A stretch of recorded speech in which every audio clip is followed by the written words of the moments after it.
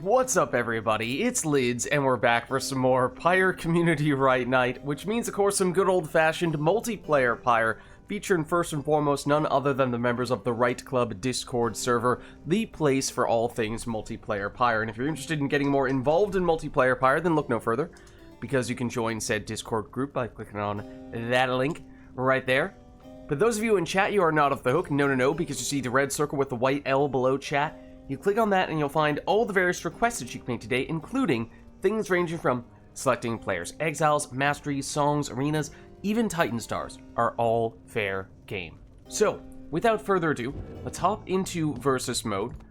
I will hop into Discord and let me know if there's anyone who would like to get us started, as it looks as though we may have Chewing Dragon, who is interested, and also Shooting Bodies. Thank you very much for the raid. I appreciate the support. Hope your stream went well. How's everybody doing? We're doing some Pyre, which is basically like fantasy basketball with books.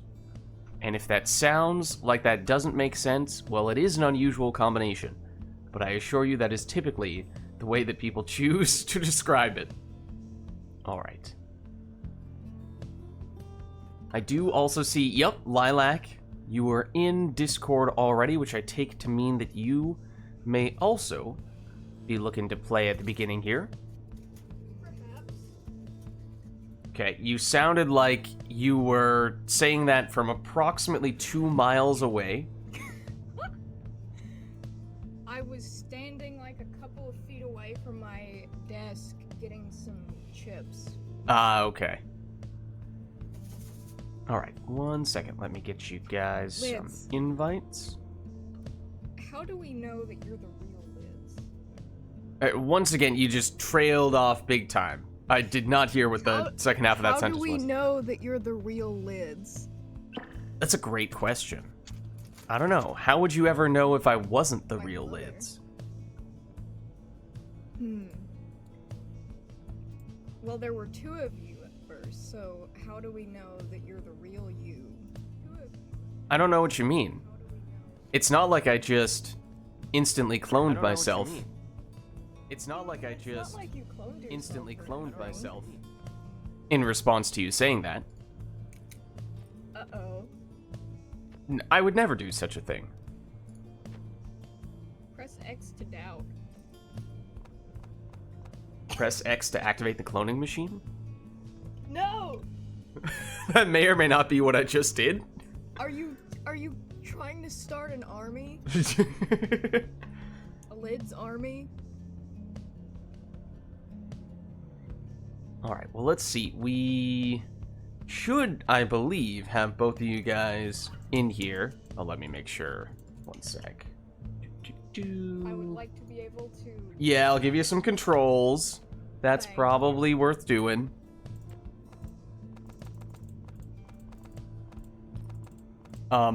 Okay, you may or may not have just set yourself to 10 starting Pyre life. I'm not sure if that was intended or not. But, yeah, you know, you probably want that up to the typical amount. Okay, well, let's see. So, we have... Stay at 10? No. Alright, so we have Chewing Dragon here. We also... Oops, hold on. There we go. Lilac. Definitely didn't misspell it while it was still hidden, so you guys are none the wiser. Okay, there we are. So let me just take a quick peek as to whether we had any requests from chat here to start things off, but I'm not sure that we did. So that may mean that it's just up to you two to take whatever you'd like here. Bit of a simple warm-up match of sorts. That's not the worst thing in the world. So let's hop in.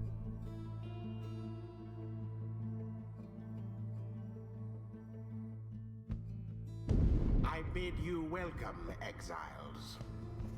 You heed the summons to the Book of Rites.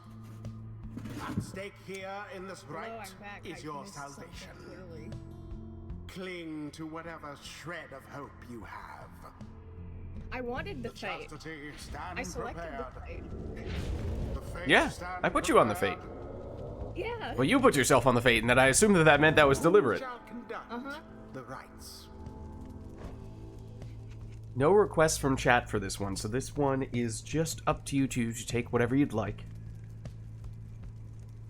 Hey, Lids, have you got anything special planned for Halloween? Not really.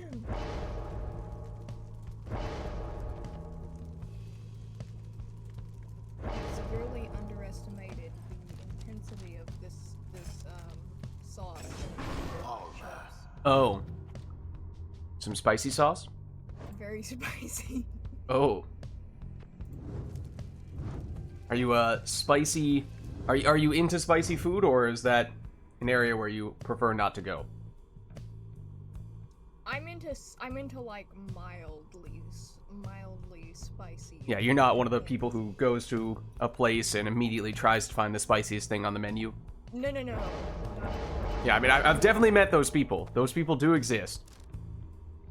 What are they like? They're the kind of people who you go to a restaurant with, they ask the waiter for the spiciest thing on the menu, and then everyone else at the table's like, you know, you don't have to do this. Come on, you don't have to do this. You don't need to prove yourself or anything. And then they have to bring out a special person from the kitchen who brings out a spicy pepper on a special platter and is also like, hey man, I don't know what you're trying to do here, but you don't need to do this either. I assure you, this is not a requirement. You're not proving anything here. Do you live in a movie, Lids? I do not, but that particular moment did feel a little bit movie-esque. Wait, is this something that actually happened to you? Yes, this did. I was not this person. Oh my I was God. just a spectator, but... Wait, that's kind of awesome.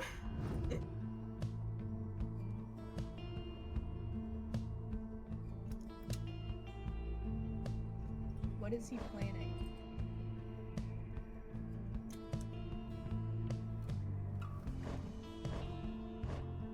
I don't know. Should you be a normie today? Lids, what do you think? Well, the decisions are all up to you guys right now.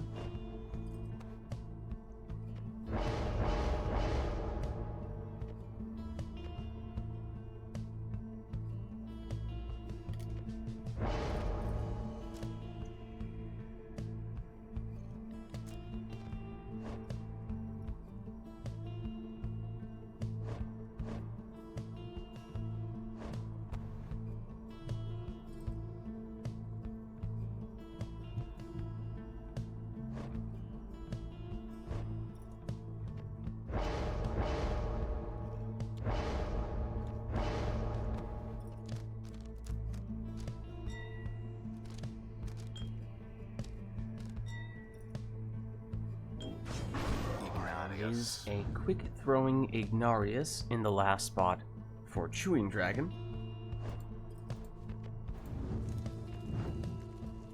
We took Lendl, Ignarius, and Almer.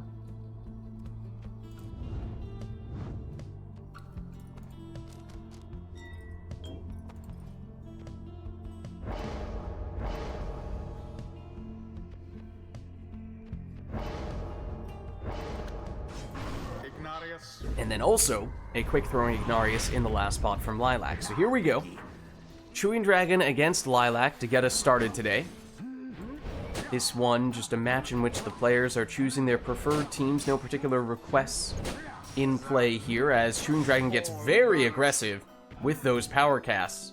Did banish the entirety of Lilac's team. Now, is he quick enough to capitalize on this opportunity? He is.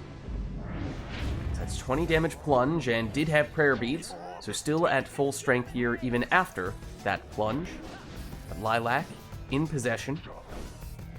Round one defender and in. So answering here with a 20 damage plunge.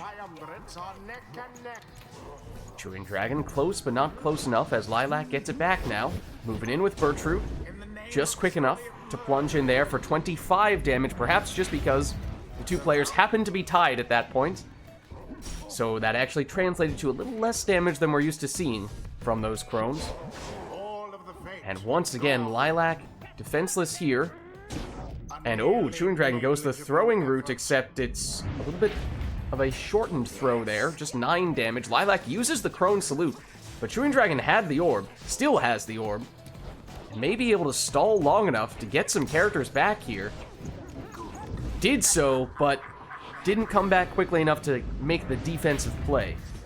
So Lilac still able to get the value from that Crone Salute, but it's a quick answer here from Chewing Dragon. Lilac back with the orb. Iggy. Vanished. Now the other Iggy for Chewing Dragon has returned, but it's Almer on the attack. He goes down. Iggy defensively against Lilac's Pamitha, who both go down here.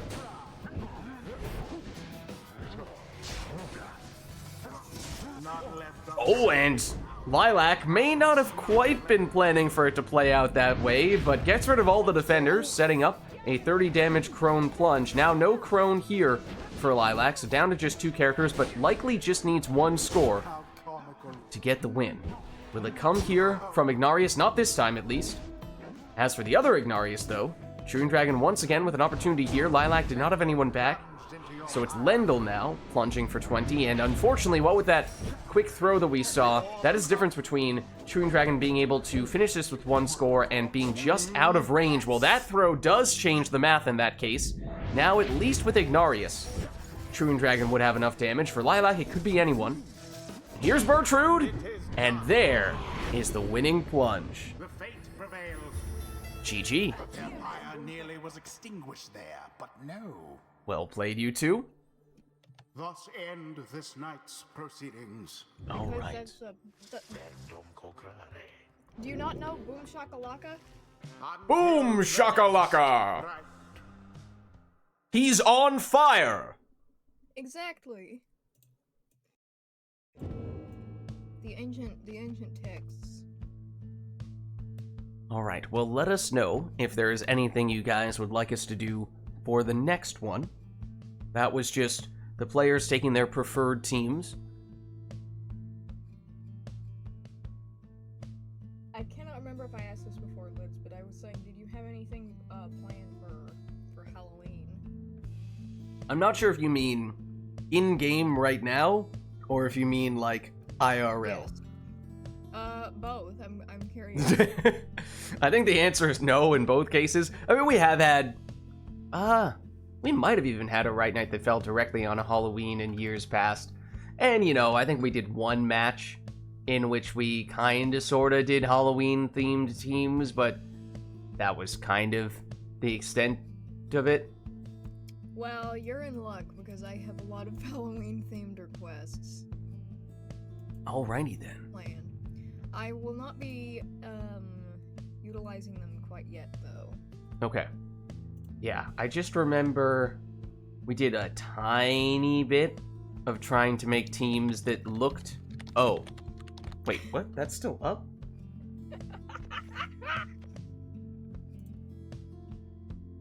Hold on.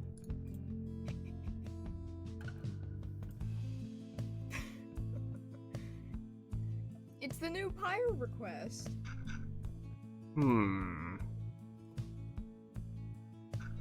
With the Batarian Gauntlet indicator and everything. Are there any Batarians in Pyre? I was unaware of this.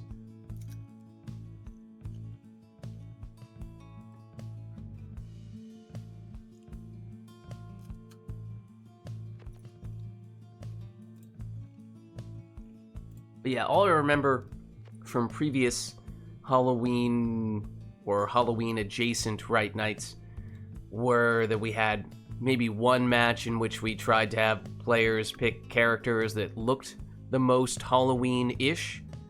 So like we might have had Dissidents, I think probably has the most Halloween-like color scheme alongside maybe the Beyonders, especially if you go with 2 characters of the same class and you start to get the alternative color raiments. And you do things like get harps, which if you have the Beyonders first and second harp, you have a sort of semi-transparent white ghost-like harp in one spot, and then the other one is black. And so it looks very intimidating, which also feels kind of Halloween-ish. And then potentially imps. I think, yeah, maybe dissidents in that case. That was pretty much it. I think basically in years past I had tried to gauge how much interest people had in going down that route, and there weren't that many buyers, so didn't push too hard for it. Mm-hmm.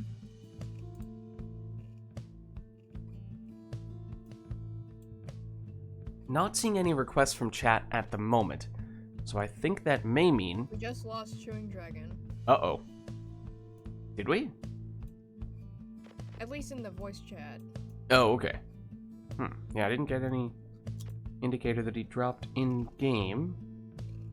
Maybe let's try loading back in here, and I mean... Returns.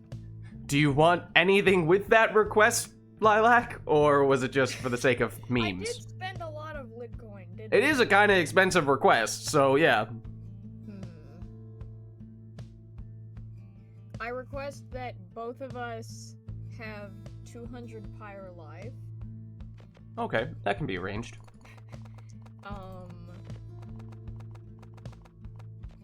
And boat. Okay, fair enough. We'll allow it. It was 3,000 Litcoin. Somewhere we could do the math to figure out how many Lidcoin per Pyre life that was. Math's pretty easy, in truth.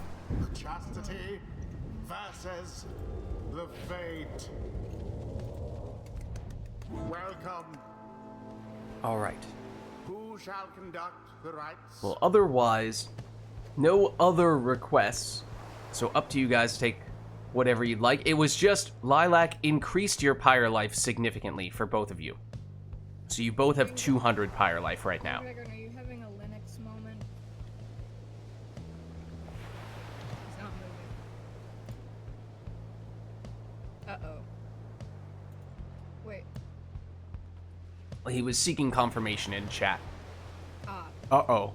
Lilac, he says, What? you will forever remember this. Oh no. That What does that sounds mean? rather ominous. Well, Chewing Dragon, tell me what that means. I don't know if we want to know.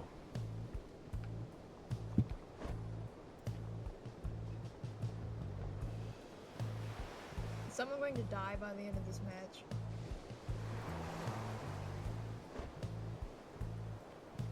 Is that... Right as I asked that, he left the voice chat again. Oh no. Maybe he's haunting us. Ignatius. Halloween style and all. That would imply that he's dead. He did also, I believe, just take as much starting Pyre life as possible from Ignarius. Oh no. Which, when you consider that both players are already starting with 200 Pyre life, means this one could go on for a little while. I mean, of course, demons on the boat, there's no shortage of offensive capability there, so maybe that cancels out the Pyre life to a certain extent, but now No. I am sensing a bit of a theme here.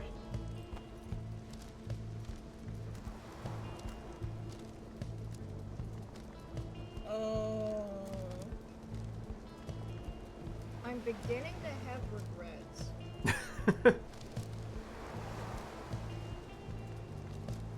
Lids, what have we done? The thing is, I know which talisman he's looking for. I have to resist the urge to tell him where it is. Probably a sister. It's that one. I assume it's that one, yep. Old friend. Oh, I'm getting hurt.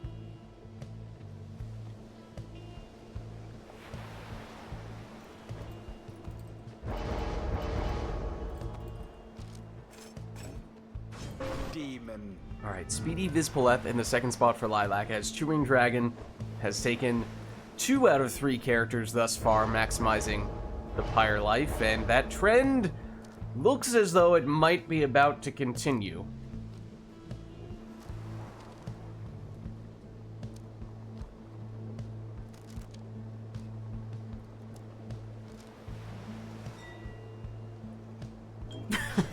But he reduces Lilac starting Pyre life by 10.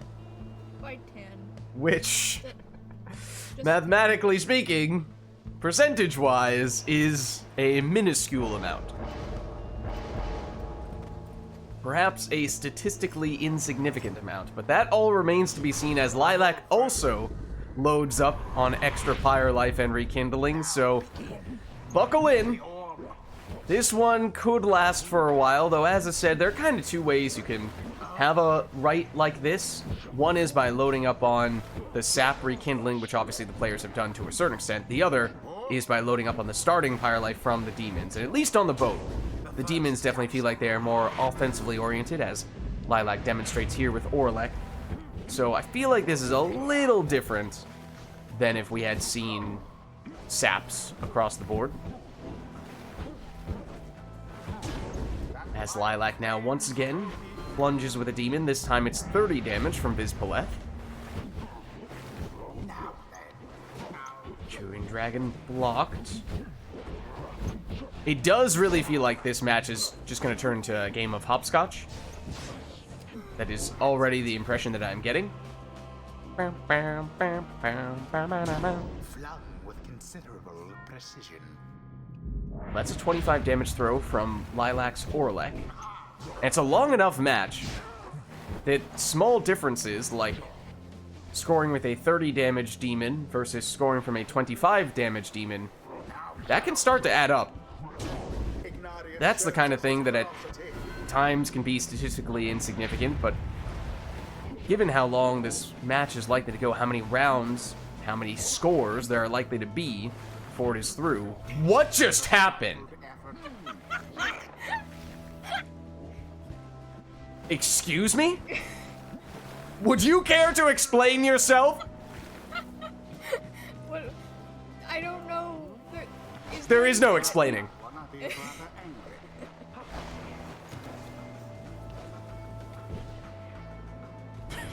And then I like how immediately afterward you try to invoke the boat magic and you just get absolutely nothing. I'm sorry, you have withdrawn all of your boat magic for the day. There are no funds remaining.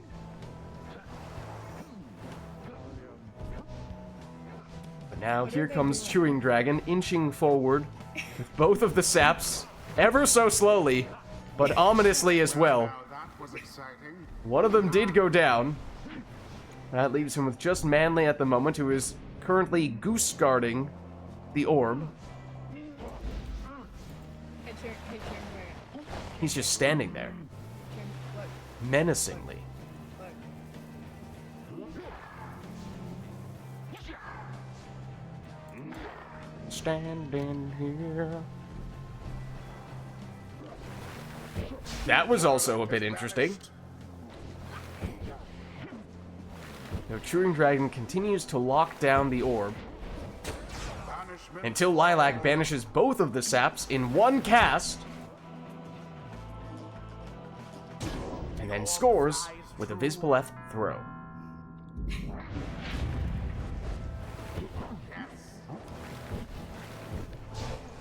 Chewing Dragon almost sneaking through, but Lilac able to get the banishment. Somehow getting seemingly 2 boat magic jumps simultaneously. That one almost got through. I thought you were supposed to only be able to use one character at a time. Ooh, Chewing Dragon, aggressive play here, wins the orb back close to Lilac's Pyre, setting up this 28 damage throw, not quite the full value there. The demons collide.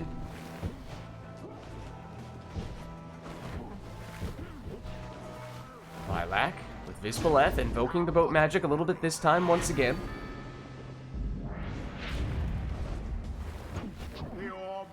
Chewing Dragon hopscotches over Lilac. Throws this one in for 30. I boat magicked in the wrong direction. Rookie mistake. Good. Well, here is Lilac with Orlek trying to use the boat magic the proper way. Didn't work out so well that time, though. Now it's back with Chewing Dragon. Iggy for Chewing Dragon. Delayed, and I was gonna say by doing so allowed Lilac to get an extra defender back, but ultimately it did work out, so I guess you can't knock it. Orlek blocked.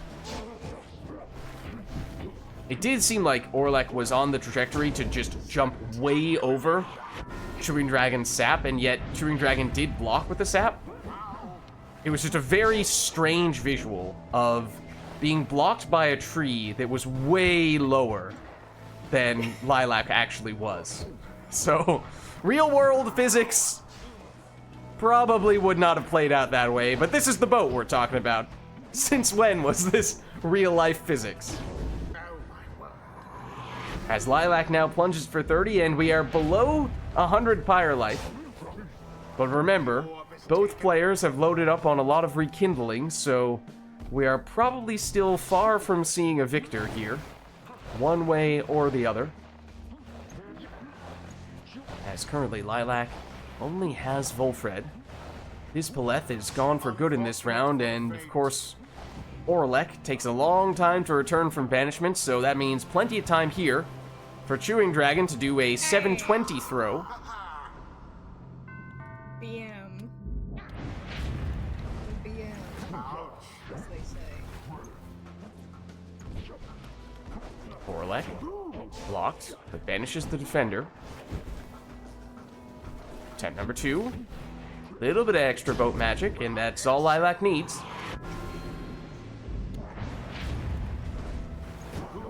The demons collide. Down goes Vids Paleth. This summer, demons collide. When demons collide. Ooh, a timely return for Lilac there with Vids Paleth, who lost the orb, but did end up very close to Chewing Dragon's Pyre. If not for that, it probably would have been a score. But here is Chewing Dragon lining up a throw. It's just a little bit short and interceptable. A second wind.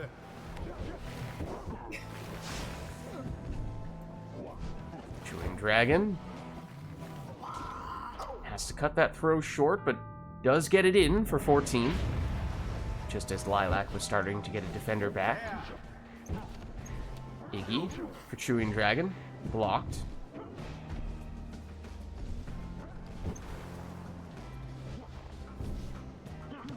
Lilac jumps over and in. That's 30 damage, and it means one more score, likely all Lilac would need to trigger the rekindling, but we know Chewing Dragon has no shortage of that, as it is now Chewing Dragon plunging for 30 damage of his own. No Iggy in this round now.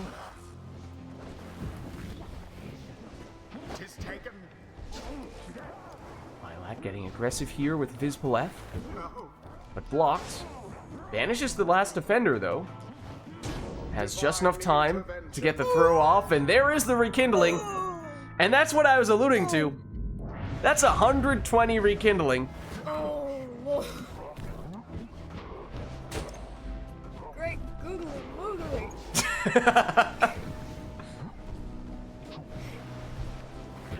Exactly what I was thinking.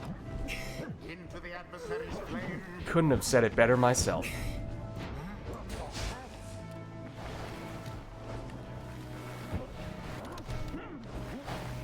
Lilac with a big-time negative boat magic, and a little bit of the positive boat magic, setting up this plunge. The chastity's adversary's gained an edge. The orb is up. Lilac again. This time it's 25 from Orlek. Wouldn't it be so funny if you could hit like more than just Ignatius threw it in. like even if I got him down to 0 this time, it would be another recovery. Oh no. Oh, definitely some beneficial boat magic that time. This is where the Orlek 25 damage that I was referring to before starts to play a factor, because if that were a normal 30 damage demon score, then That means Chewing Dragon would only have 30 left, and it'd be possible for Lilac to finish the job in this round, but it is still out of range. And we have, of course, seen the rekindling, so there is no more rekindling to be had for Chewing Dragon, at least. Whereas Lilac does still have some. Lilac off to the races with Volfred, but unfortunately, he forgot to put on his speedy shoes today.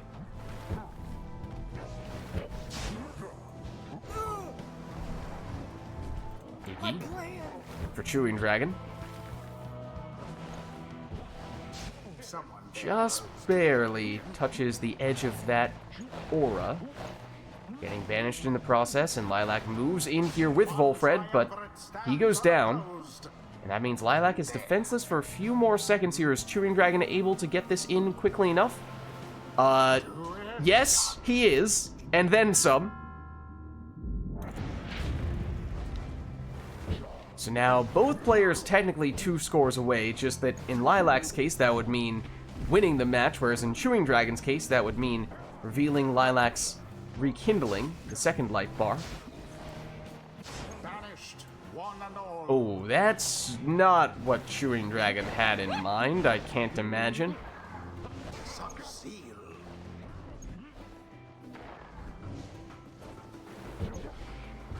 Dispalette.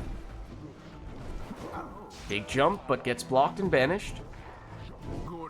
Chewing Dragon now with Ignarius. Lilac trying to hold down the fort and does just enough. Dispalette is back for Lilac. Blocked, but banishes the defender. Chewing Dragon does get someone back, but not quickly enough to stop that score, and this is just what we were saying. Chewing Dragon holding on with 5 Pyre life, and that does mean 1 score is all Lilac would need. We have already gotten the Chewing Dragon rekindling.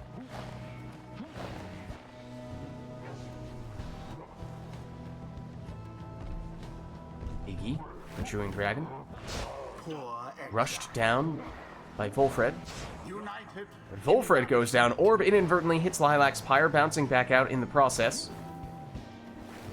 Chewing Dragon charges up the throw, and had to be a little careful there, as Lilac was about to get a defender back, but now it does mean 1 score for either player. Would at least be significant for Lilac, as we were saying. It means victory. For Chewing Dragon, it means at least revealing the second life bar. Chewing Dragon loses his second character, though. Gets the stop. Now it is Lilac with only 1 defender.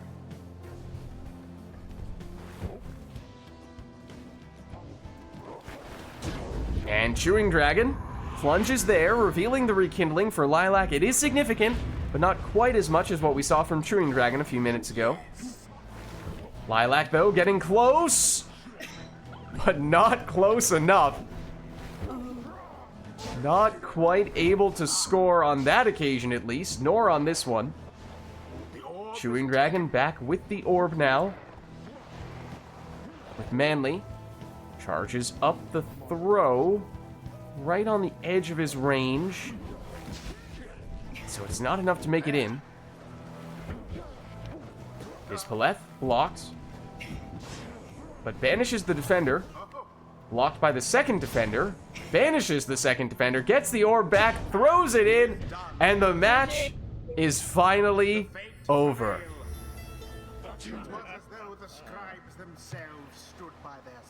GG. Lilac is our winner. You're right, I will forever remember this. Until the next rite. And now Chewing Dragon comes back and says, alright, we did our 200 Pyre Life match with all the rekindling and extra starting Pyre Life on top of that. Now it's time for the opposite extreme.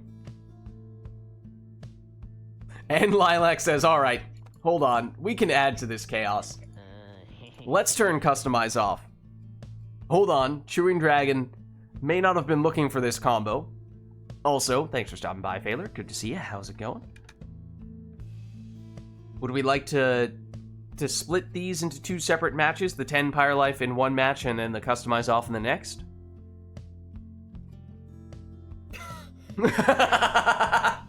I see.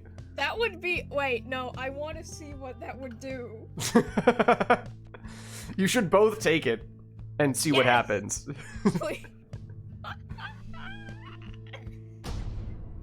Okay. Will someone get it to activate first and win? Will it give us a draw? Will it just not let you do it? Chastity That would be shall now interesting. face the fate. Welcome. Who If shall we're- conduct the Does rites? it matter what exiles we're picking if we're doing this? Well, we may have some spoilers in chat. Ignoring those, we shall see. Maybe we can confirm those rumors, or maybe it is just as simple. Well, maybe it ends the match immediately. Who knows?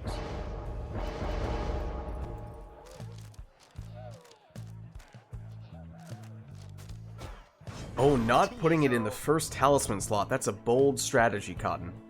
If there is, in fact, any sort of priority based on the order in which the players pick their exiles and pick their talismans, that could be just the difference maker that Chewing Dragon was looking for.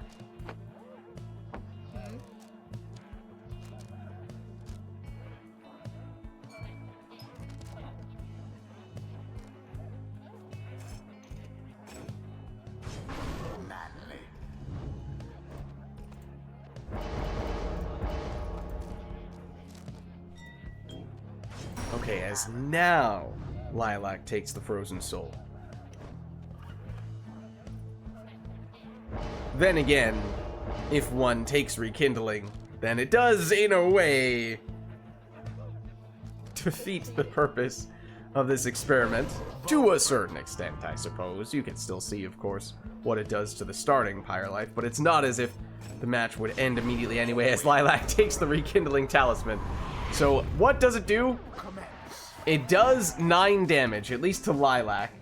I think it does for Chewing Dragon, against Chewing Dragon as well, but he also took 10 starting Pyre life, so there's actually some interesting, order of operations in that case.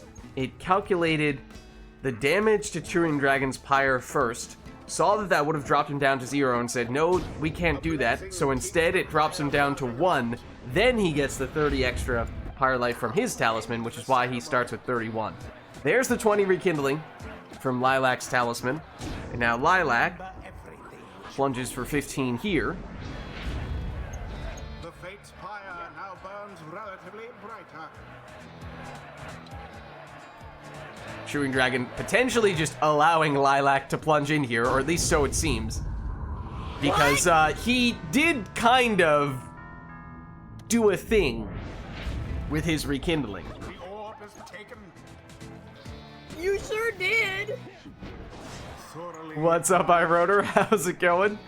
As Chewing Dragon gets the orb back here, and I don't believe he took the extra damage. No, I'm not sure he has any masteries on that cur, so that's just 15.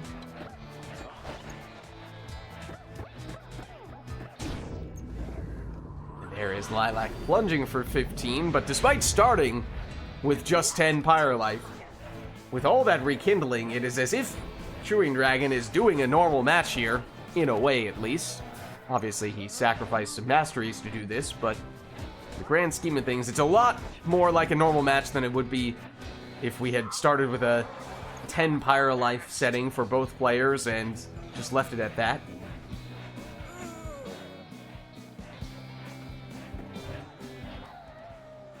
Chewing Dragon also spamming, or rather, yes, just spamming the Curse Salute, which does not do anything, in case anyone was wondering, mechanically at least.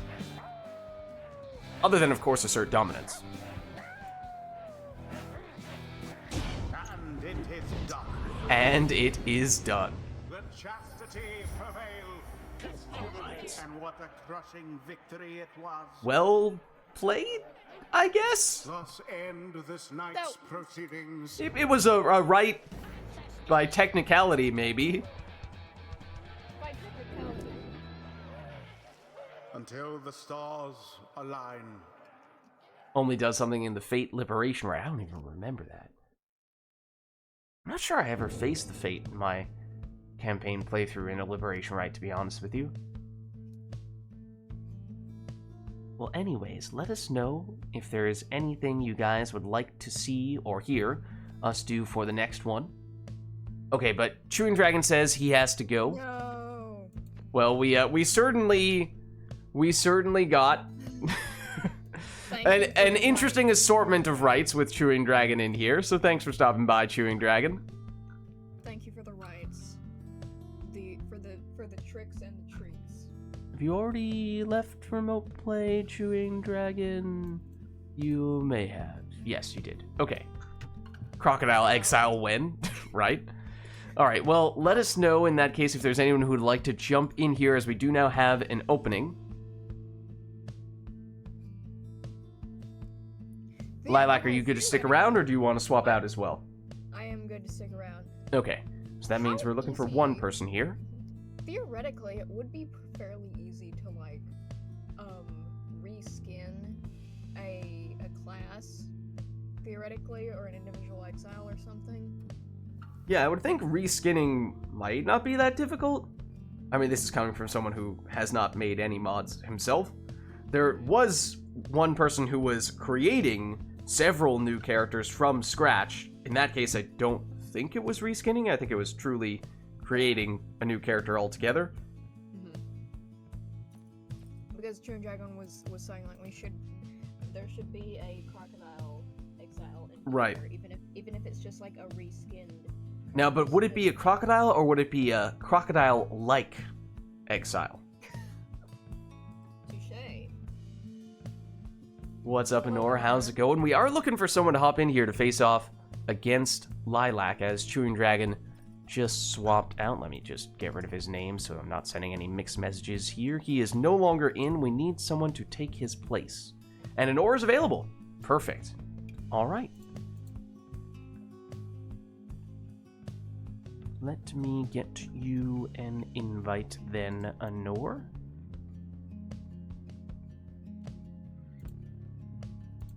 Also, worth noting, and I forgot to mention, we did make, speaking of mods, the slightest of adjustments that iRotor can probably explain better than me.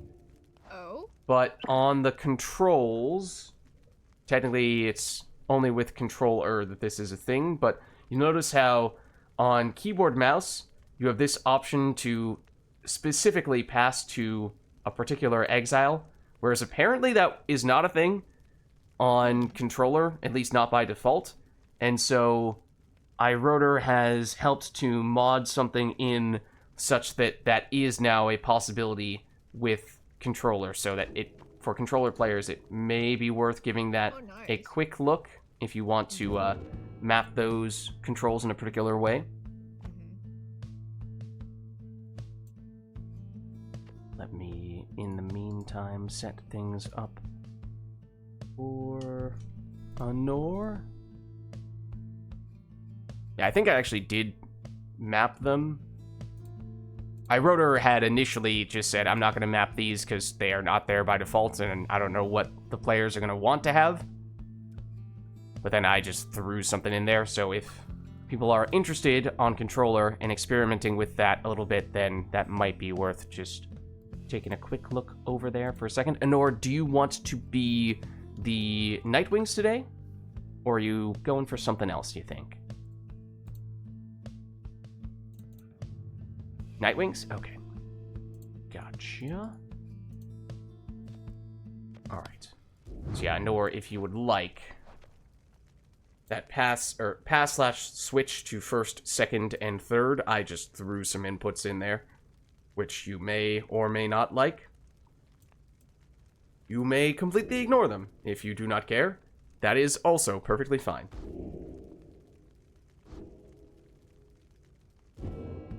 Okay. So, let us know if there is anything we would like to see here between Honor and Lilac. Lilac's been in here for a little while. Lilac's all warmed up. Honor, this, I believe, well, at least for RITE NITE, it's our first match of the day. I did have my customize off. Oh, that's true. We did have a customize off in the queue. meaning randomized exiles, masteries, and talismans. Won't even get to see those things in advance, just gonna get thrown straight into the action, and I'm gonna venture to say maybe Anor is fine with that, as, if anything, that is oftentimes what Anor opts to request for a first match. Oh, right, we might want to reset the Pyre life, though. We were messing around with that a little bit earlier, but let's set that back to the usual value. Let's also turn the talismans on. That's probably something we'd like to see. All right, so if you two are ready, then let us begin. Anor says Chaos. That's my middle name.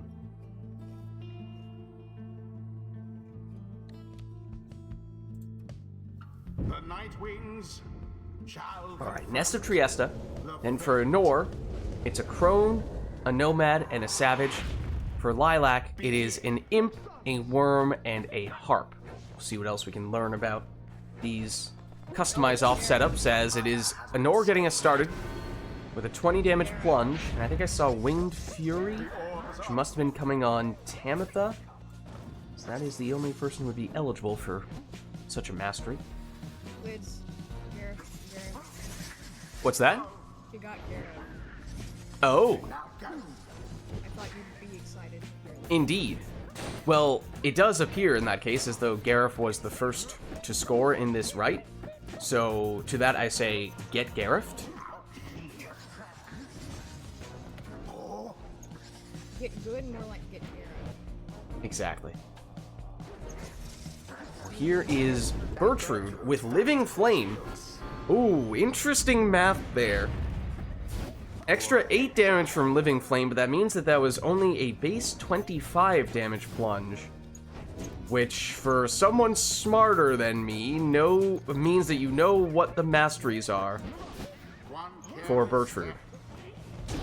The orb engulfed in fire. As that is Gareth using the Savage Salute to teleport to the orb, setting up that plunge. Also, Sacred Bond portraits that Anor can step on to bring back teammates. Doesn't need to do so on this occasion, though. Tamitha for Lilac. She's blocked. There's the Winged Fury. And an opportunity The orb has for Lilac to throw that in.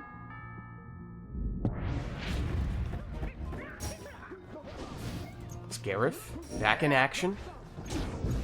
absolution. Plunging in here for 20. And it drops Lilac down to 7, so 1 score likely. All that Anor would need, unless, of course, Lilac has an unexpected Rite Light Talisman for 20 rekindling. We never really know for sure with Customize Off, unless we already know what all the players' talismans are. Oh, but that throw was just shy of hitting the mark. Could have been the deciding play. And now it's Lilac, who seems to have infinite stamina there. Tis taken. Is that a legendary talisman on Raji? It might be.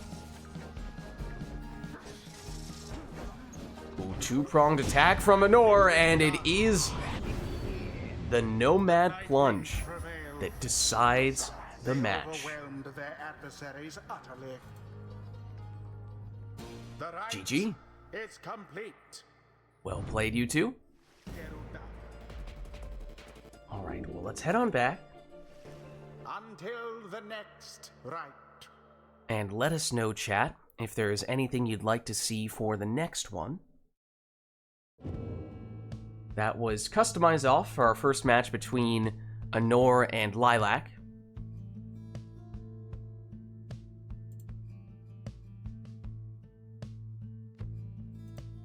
Why, hello there.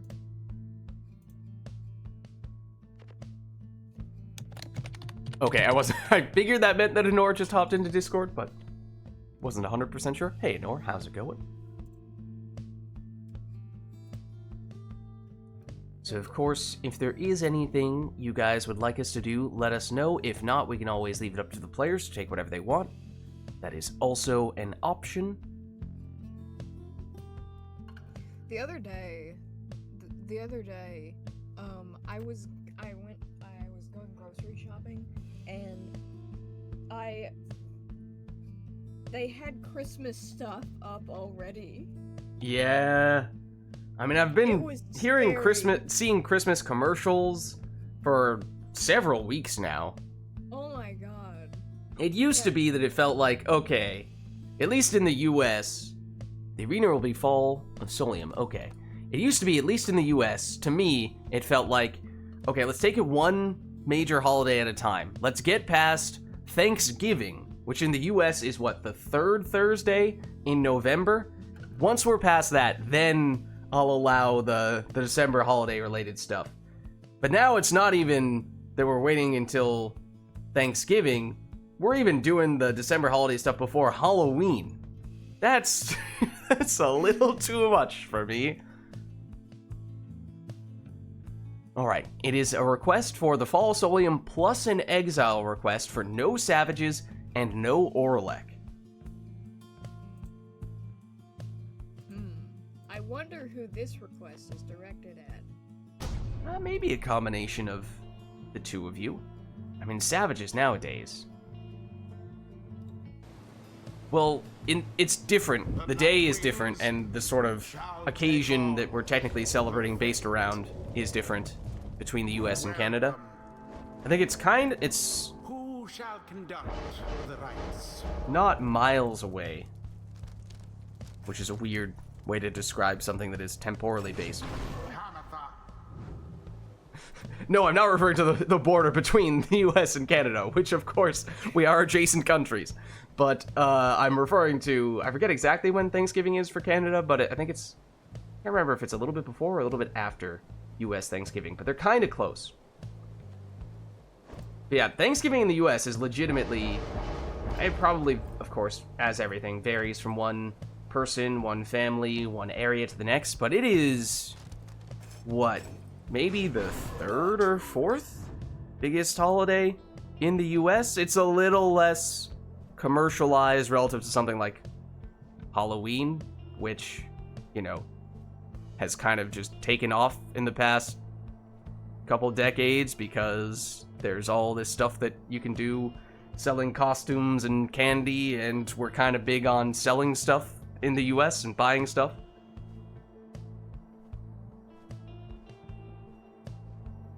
Day before Thanksgiving is the biggest single air travel day in the US. It's early mid-October in Canada. Yeah, so it's like a month apart or so. Little more than a month apart between Canadian and US Thanksgiving. Choose someone. Yeah, more so than Christmas Eve, though, just to put it into perspective. So I know it's probably a little odd hearing that for people who are not from the US, because it's not like you get a ton of I feel like Thanksgiving probably does not get a lot of publicity outside of the US, unlike Halloween, which is, in a way, an international holiday.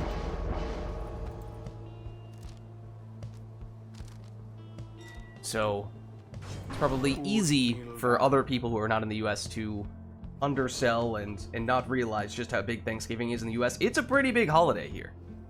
Then, of course, I guess, speaking about how the biggest holidays in the US tend to be the ones that are most heavily commercialized, then there's Black Friday, which is probably much more famous to people outside of the US.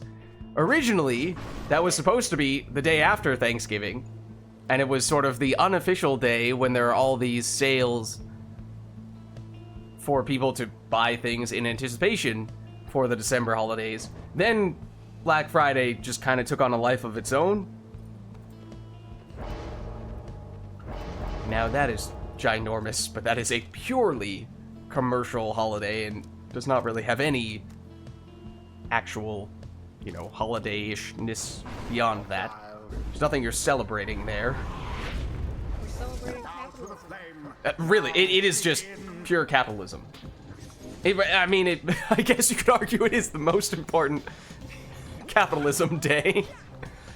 You might as well rename it to Capitalism Day. Into the adversary's flame.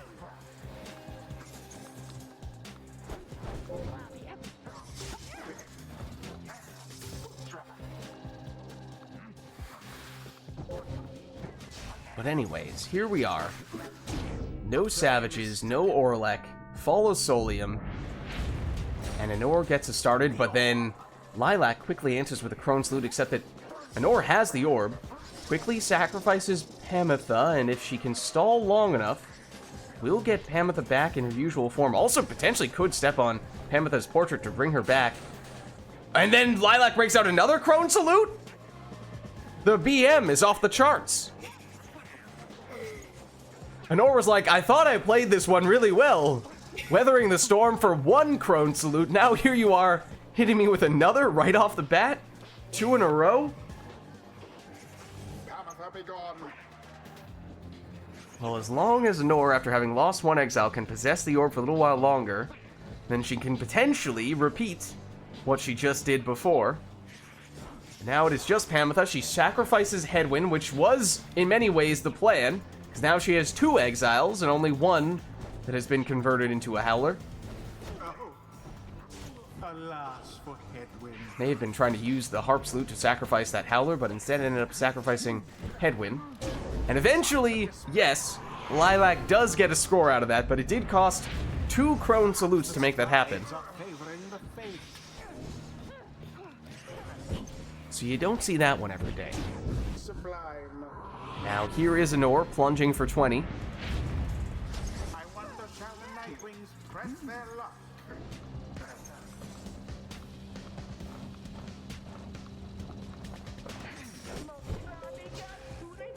Now to the flame. That was a stunning claim from Anor's Gilman. Resplendent.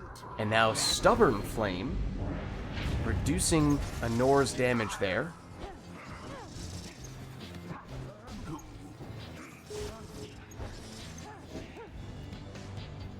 Lilac with Udmilda, waiting for the other Crones to return.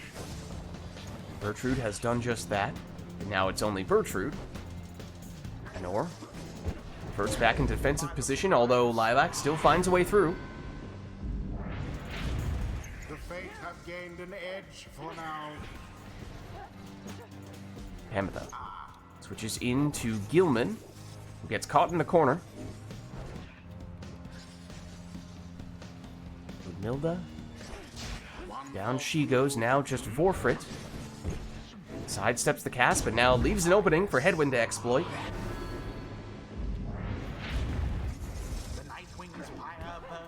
Pamitha plunges here, Stubborn Flame once again active, once again reducing Anor's damage by 10. That was an interesting, was that a Harp Salute into a Shoulder Smash banishment for Headwind? You don't see that very often. That was pretty nifty.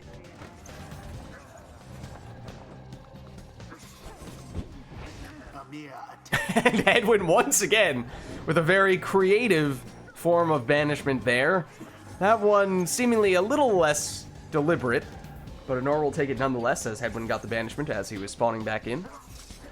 Lilac, though, eventually does break through and does drop Anor down to just 10 Pyre life. Whereas Lilac has just enough Pyre life that Anor would need at least 2 scores here, and that is the difference between the Stubborn Flames. If not for that, this would be mathing quite differently. Oh, and Lilac nearly able to sneak through. Anor did just enough and has it now with Pamitha, who maneuvers around the defender, plunging for 20 here, and now we have ourselves a sudden death match. 9 Pyre life to 10 Pyre life. Oh, and Lilac so close on 2 occasions there, but somehow does not have what it takes to get the job done on that occasion. Now it's Anor's turn. Loses Headwind, but it is Pamitha with the winning plunge. GG. Perhaps a stroke of fortune ought to be thanked. Well played, you two. Is done. All right. Well, that was a Fall of Solium request Until the stars align. with no Savages and no Orlek, and that's what we ended up with. So let us know if there is anything you would like us to do for the next one. Otherwise, we can always leave it up to the players to go with whatever they'd like.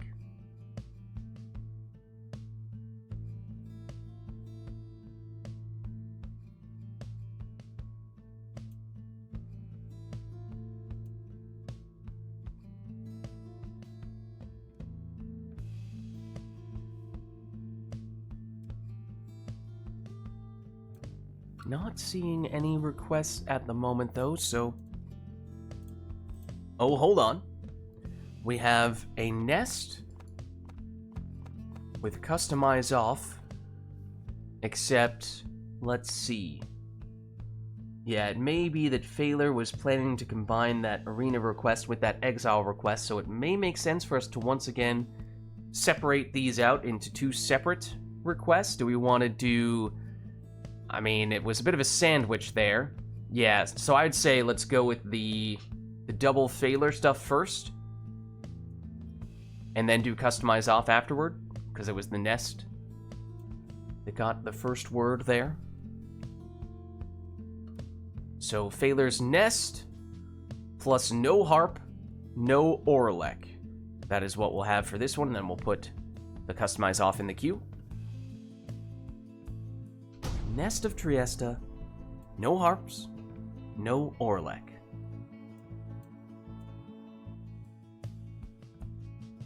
The Night Wings shall now face the fate. Welcome.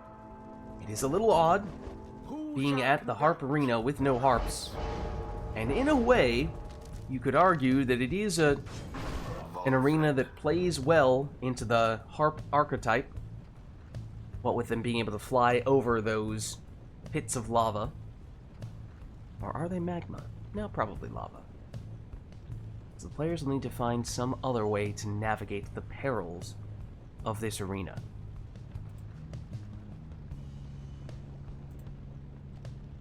So no harps and no Orlek. Correct. So do the players try to still go over those pits of lava? Or do they instead opt to speed around them? Those will be the kinds of questions they'll need to be asking themselves. As Anor started with a sap, maybe blinking past the lava, whereas right here, Lilac taking the speedy Bertrude, looking more so like the plan is to speed around the pits of lava. So there you go, already. Two very diverging strategies. Oh, Hangover Bertrude, Anor is saying. Oh. I know. I knew that. Lilac is unfazed.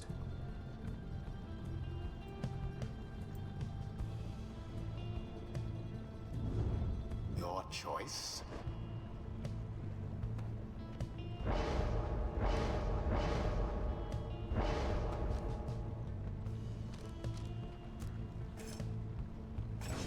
Tizo. Anor takes Rekindling on Tizo in the second spot.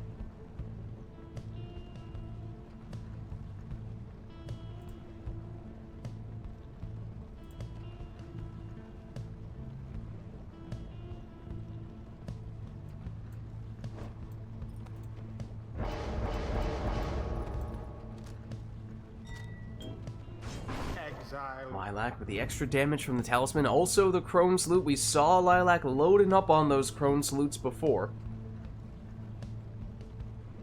Maybe a similar plan this time round. We'll have to see.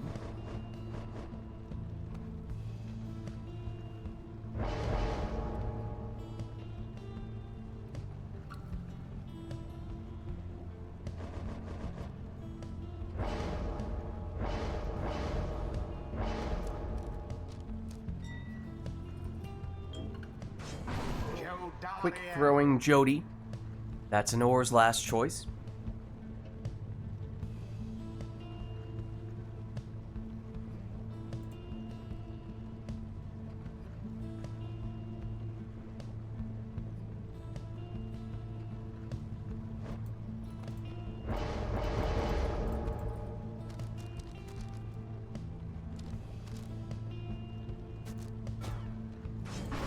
And Dying Flame Udmilda in the last spot for Lilac, so it is triple Crone. Begin And it is Anor, as we anticipated, linking straight through the lava with her sap. Lilac has it back now, loses one crone. Now it's Jody for Anor, who banishes 2 with that throw. In honor of the scribes. Setting up an uncontested 30 damage throw. Anor, once again, first to the orb with her sap. Volfred does go down. Lilac waits for the orb to return. Meanwhile, Anor comes swooping in with a speeding Jodariel. Oh. Okay. The orb is taken. Volfred again, that time banished again though. Jody banishes 1. Then Tizo banishing the other.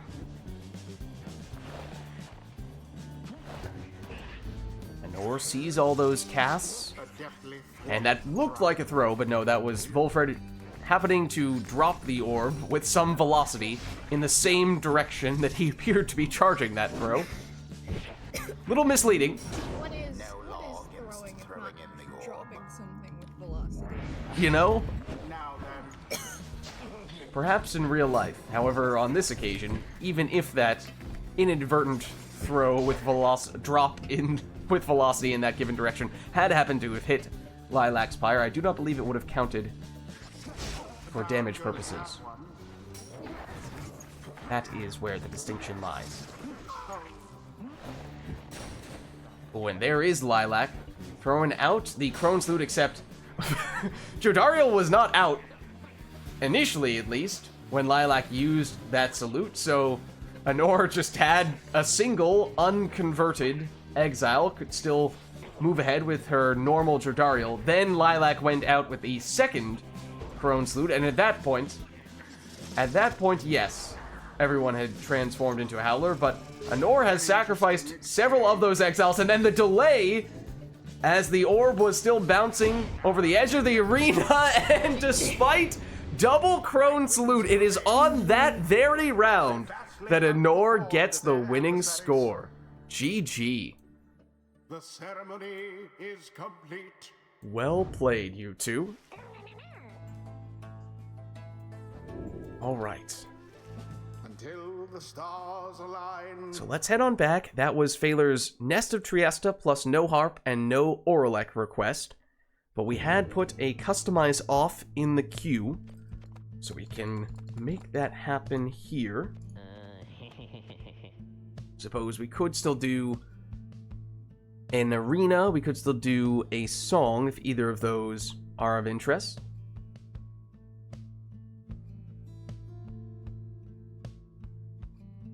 What do you mean, Phaler?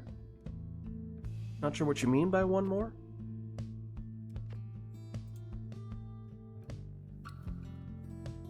Oh.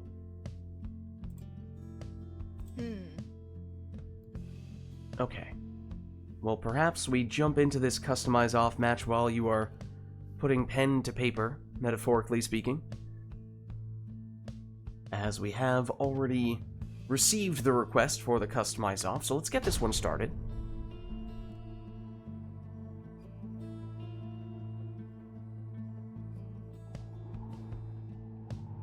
The Night Wings shall confront. Okay, it's the congealed blood of the Cairn of Aoub. It's a random double demon plus a harp for Anor.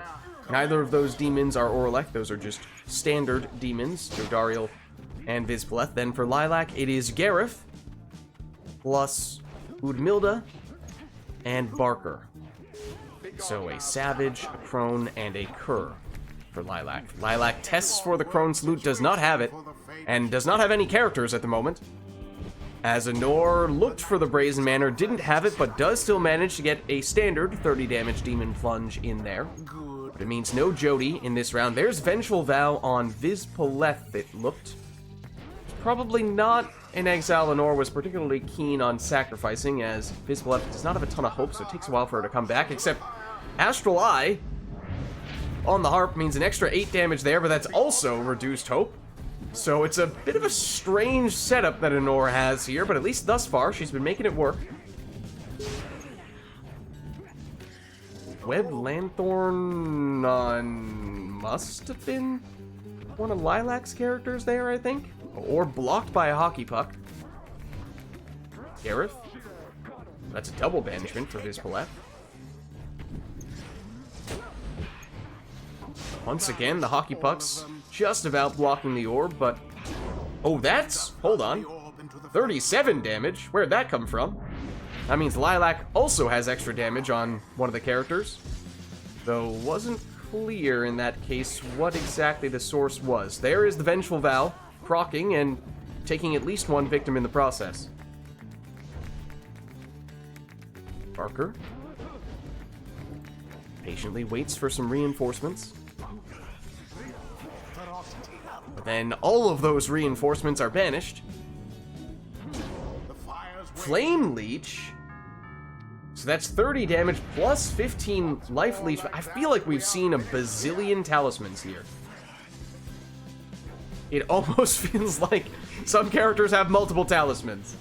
But I take it some of those that we were attributing to some characters were in fact on characters on the other side. But there is Anor plunging in with her harp for the win. GG. The rite is done. Well played, you two. Yeah, so sometimes you get customized off matches where you have talismans that are conditional and those conditions rarely pop up, so you're left shaking your head for most of the match trying to figure out what the characters actually have. And then there are matches like that where every single play you have multiple talisman names popping up. Alright, but here is the other special request from Phaler. It is for the Isle of Kalamer as the arena, except the players are not allowed to take imps, saps, or Oralek, and Anor has some strong opinions about this. No imps on the imp arena. Anor strongly disapproves. And maybe it's somewhat fitting in that case. No imps on the imp arena? Well, then we have to have some dread design. Okay. So let's get going then.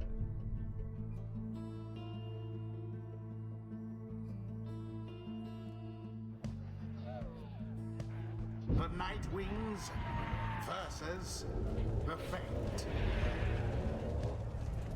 Welcome. So no imps, no saps, no Oralek. It's almost half the characters. Well, I guess just Oralek. Other demons are fair game. Sir Gilman.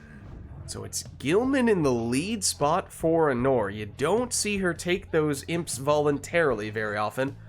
I mean, I guess it wasn't a request specifying that she must take worms, but with fewer options, fewer alternatives, maybe that's the closest thing. Or maybe that's the, maybe that's what she has to resort to in this situation. Highly Sag. But yeah, the normal demons, the non-Oralek demons, those are fair game. Yeah, unfortunately no Tariq bot though. Right, I wrote her. I mean, technically, if you combine some song requests with some arenas, you may be able to manipulate the version of the song to a certain extent. But I don't remember if the Isle of Kalamer changes which version of the song at all.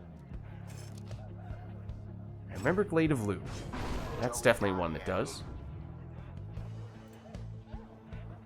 Joe Dariel in the second spot for Anor, so both players, despite not being able to use Oralek, they are fine going for the standard demons.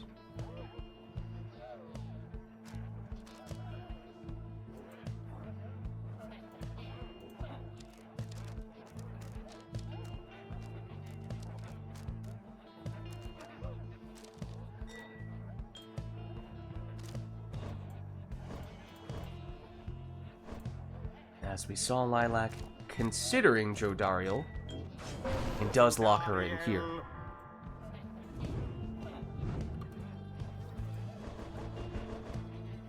So it's Speedy Vispaleth, a ring on Jodariel. One would assume that means we're going to likely see a second ring with Lilac's last character. Will it be a third demon? That remains to be seen. Nor a little bit more of a mix here.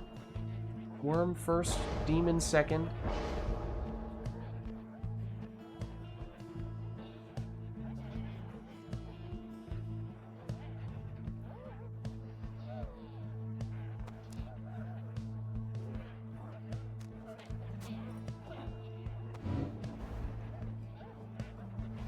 Changes your mind about which masteries to use.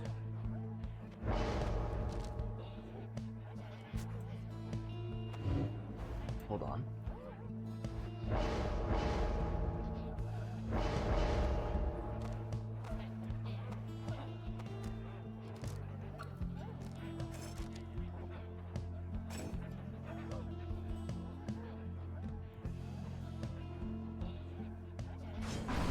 Now opts for a speedy Bertrude in the last spot.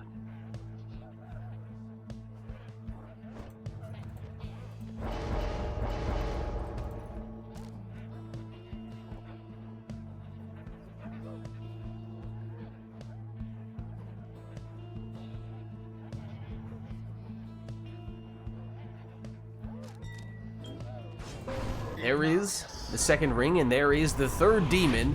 And Lilac sure took a lot of starting Pyre life. It's 205 total.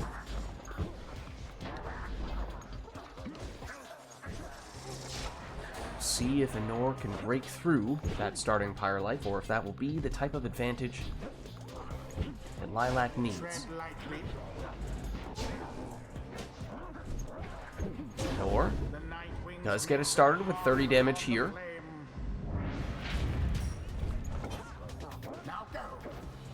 Here is Lilac. Just a little bit short on that jump. Jody, one side. Gilman, the other. Where is the real threat? Jody, perhaps just a diversion. Creating more time and space for Gilman to move in there for a 15 damage throw.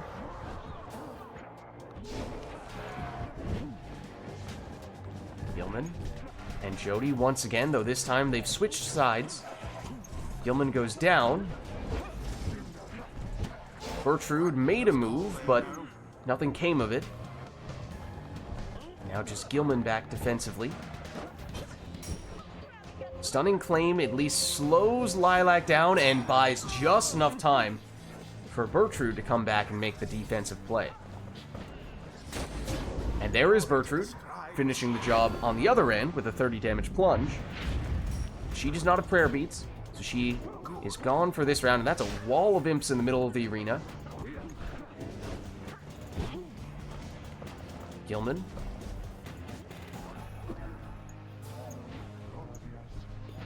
Into the adversary's flame. Vispaleth knocks back one defender. Eventually does get dispossessed. 'Tis taken. Anor, that throw is unblockable, and it does land for 11 from Gilman. Down goes Gilman. Another two-pronged attack. This time it's Jody plus Bertrude, and it is Bertrude who does the damage. It seems that oof. Exactly what I was thinking.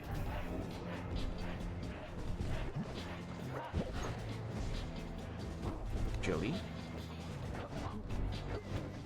Anor seems to be going to this strategy quite a bit. Offensively, at least. Thus far, it has been proving fairly fruitful. But it does perhaps leave her a little bit exposed at times defensively if she does lose the orb, as now there is a lot of space for Lilac to exploit there, setting up a 30 damage demon plunge. This time, Anor goes the direct route, plunges straight in for 30. The Nightwing shall prevail at this rate. It does, however, mean no Bertrude in this round for Anor. But Nor is still willing to commit all of her pieces forward here. Loses Gilman, now retreats a bit with Jody. Waits for Gilman's return. Here he is. Gilman comes up a little bit short there. Once again means Jody is all by herself here. But Gilman makes a valiant return, but then he goes down, and this is the problem for Honor. It means she has no way to stop Lilac as long as Lilac is quick enough to capitalize on this opportunity, but not quite quick enough to do just that. And it is back to the plan. Honor has a formula, and thus far it has largely been working. As that time it eventually does lead to an 11 damage worm throw.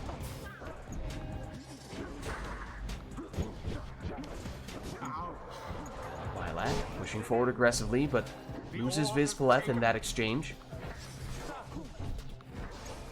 Swift and unimpressive thrust, but true.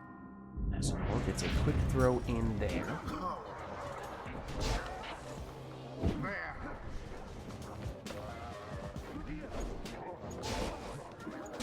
A true aimed thrust. That time it's 12 damage from Gilman, and in doing so, Honor has chipped away at Lilac's Pyre life, and one score may be all that Honor needs here. Gilman wouldn't have enough, at least not without C's chance, and I'm not sure if she took that, but Gertrude does. And there it is. Wings prevail. GG. Most excellently done this time, I must admit. Well played, you two. Thus end this night's proceedings. All right. Let's head on back Until the next rite. and let us know if anyone is interested in requesting anything for this one. Otherwise, we'll set ourselves back to our defaults.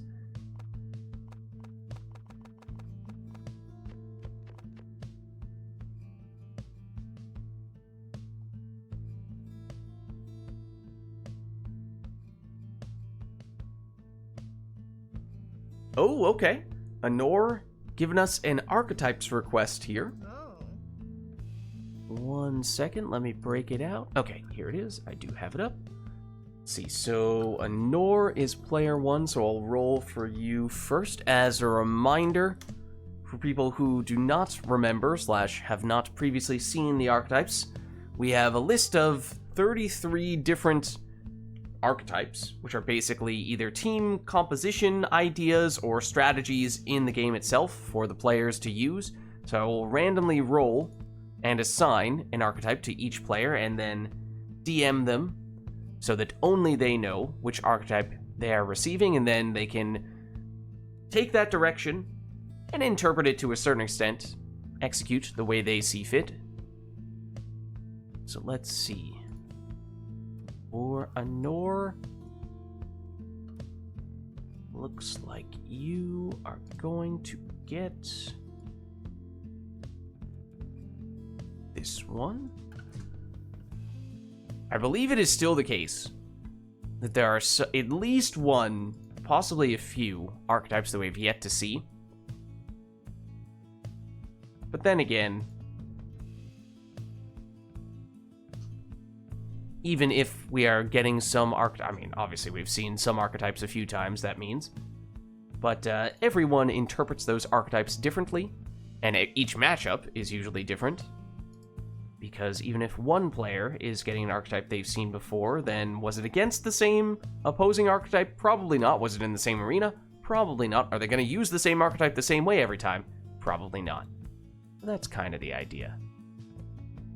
Let's see. Now, Lilac. Here you are. Let me know if either of you two have questions about your archetypes. If so, you can just DM me and I'll answer them there. That way you don't have to reveal your archetype to your opponent. But as I said, there's supposed to be some room for you guys to interpret them as you see fit. Is music volume really set to 0?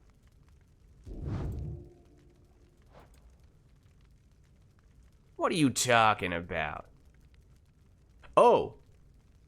Oh, I thought you were saying, Lids, you mistakenly set your music volume to 0. No, you're saying do that deliberately. Alrighty then. I am not sure we've ever had that one before, to be honest with you. A little devious there from Phaler. And did either of you guys have questions about your archetypes, or are we good to go? Gotta throw in some new stuff.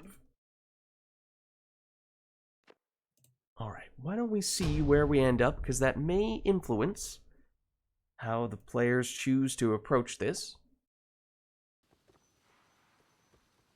The Night Wings. It's the Glade, which would have been one of those arenas that would potentially change the way that the songs play. Who shall conduct the rites? But it wouldn't usually turn off the music altogether. We still have the sound effects, of course, and the Brighton lines as well. And both players have their randomly rolled archetypes. Some are more based on their team setup, others are based on the way they actually play once the match starts, so we'll have to see. It's Tamitha in the lead spot for Anor.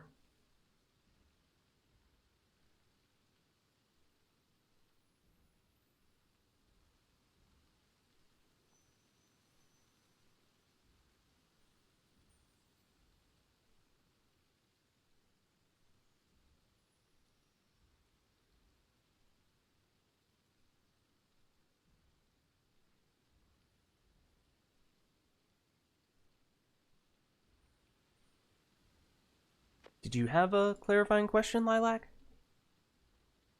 Oh, it doesn't look like it. Okay, just making sure. Anytime.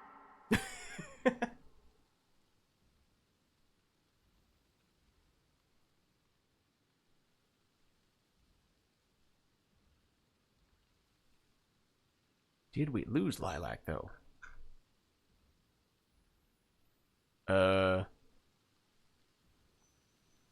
Lilac does still appear to be in Discord. Theoretically.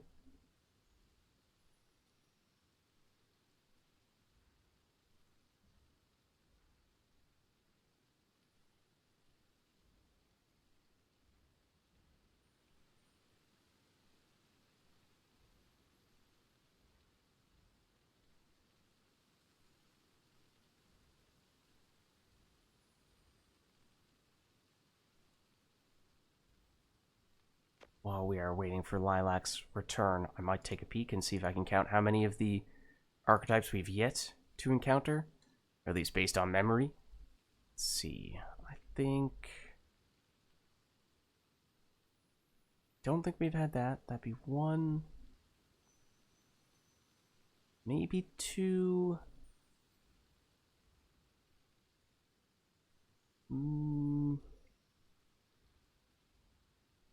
3?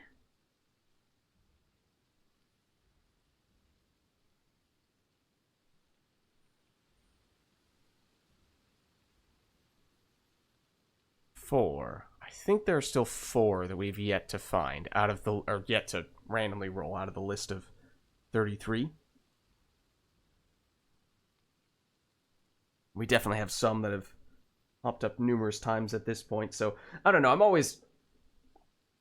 always curious when we start doing these to see, like, oh, would it be better if we had a different way to assign the archetypes rather than just doing a random number generator every time? You know, should I do something to more deliberately give people ones that we haven't seen before or anything like that?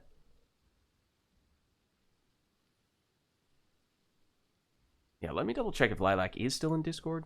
Theoretically, yeah. So I don't know what is going on Lilac's end, unfortunately. Lilac, we hardly knew ye. Haru, haru.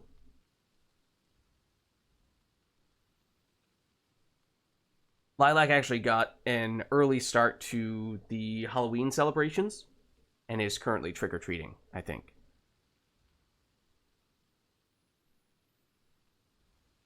I think that's the only conclusion. Or Lilac was secretly a ghost all along.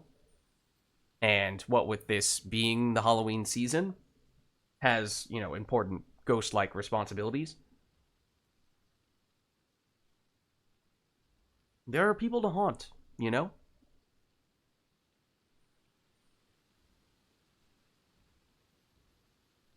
Though I must say, if we do not get a return soon, we might need to have someone hop in to take Lilac's place, as there have been no indications of Lilac making a return thus far. Yeah, other than just Lilac theoretically still being in Discord, but no signs beyond that. We might need to call on Phaler.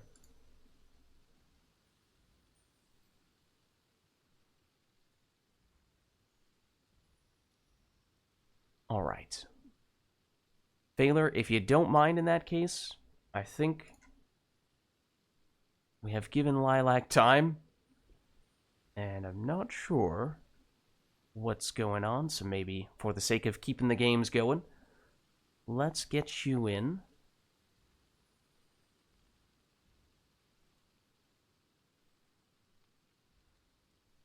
And then, obviously, we had the archetype request, so I could either assign you the same archetype that Lilac rolled, or I could might make more sense to re-roll a new one for you. I don't know.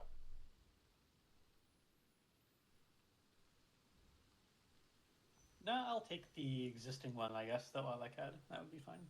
Okay, let's see. Not yet seeing you pop up on Steam, Phaler. There you are, right as I say that. Perfect timing. Okay. So, you're saying you would like to just take the one that I got for Lilac? Yeah, I think so. Okay, one sec. I am going to remove Lilac from remote play just so that we don't tempt the Steam remote play gods, because who knows what they would do. Okay, now let me relay that message to you with the archetype.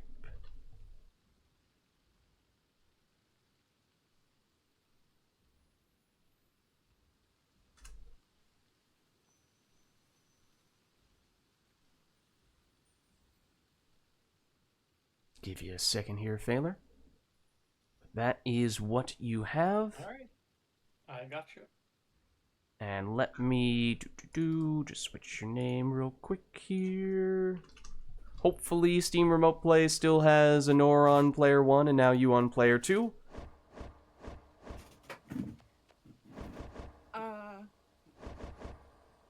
Sorry, Lilac, we did not know what happened, so we got Phaler in. Did I... Okay, wait, did I not say I would be right back, or did my mic cut out? I did not hear you say that, no. Oh. Well, that's fine.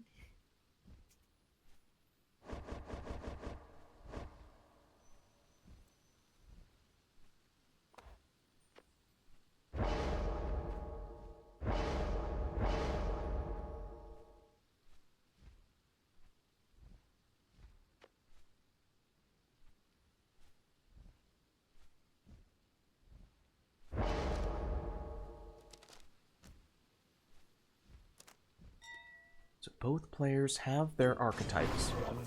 Only they know, and I know, which archetypes they have. We'll see how they choose to build them out, and of course it'll be interesting to see how those archetypes match up, and if one is inherently favorable over the other, then will the players find ways to adapt to those circumstances?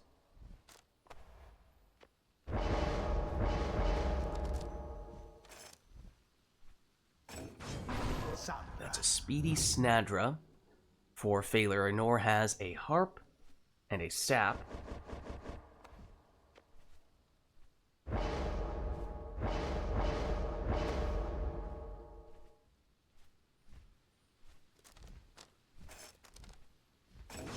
Now make that a second harp with a Prayer Beads Pamitha.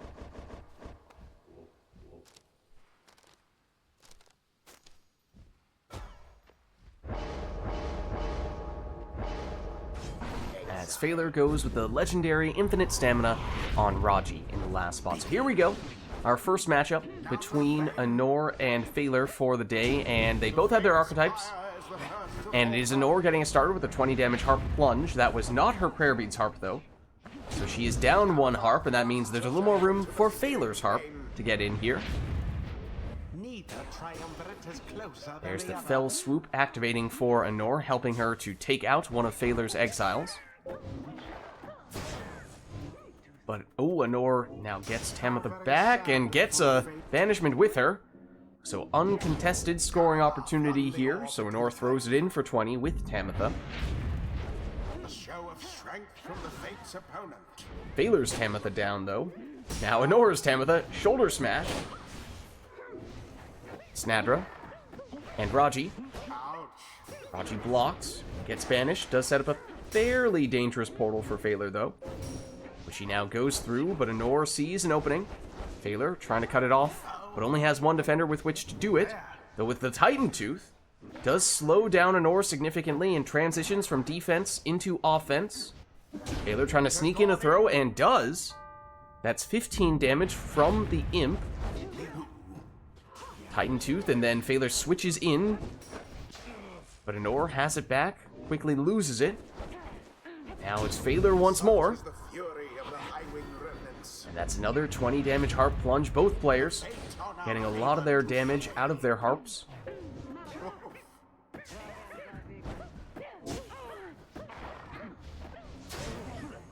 Very dangerous portal there for Phaler. But it is Anor with the orb, and Phaler, who is defenseless. So Phaler unable to capitalize on that portal. Instead, it's Anor doing 20 damage in what is almost a tied match here. Phaler with the Titan Tooth, though, helps somewhat indirectly to set up Snadra for a 20 damage plunge, but it now means no Snadra in this round for Phaler. There's the Titan Tooth once more. Anor, though, able to switch out of it with the Harp Salute. There's the Fell Swoop. But Anor runs out of stamina at an inopportune time. Phaler sees the defenders come back at an inopportune time. Anor can't get the sap throw off quickly enough. Titan Tooth once again, this time to set up Raji. And that's a 15 damage throw, and that drops Anor down to 10, so one score potentially all that Phaler needs, though Anor does have a sap and may have some rekindling. Trying to test that theory right now, but goes down just in front of Anor's Pyre. Snadra leaps over one of the casts, but gets blocked by the sap. Down she goes. Now it's Anor's Tamitha. Oh, and well shielded there from Anor. Blocking what could have potentially been a double banishment from Phaler's Harp.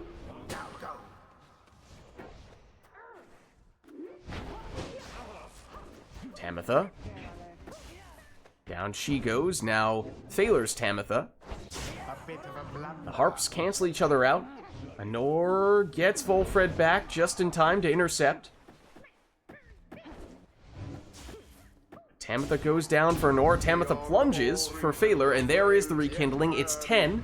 So Anor is holding on here. But now, one score for Phaler. Almost certainly all that he would need. Snadra is blocked and banished. Now it is Tamitha for Anor, who sacrifices her sister. Oh, and a series of banishments in front of the portal, but no one back to stop Phaler's Imp, and with that, he takes the win. The scribes themselves surely have taken note. GG.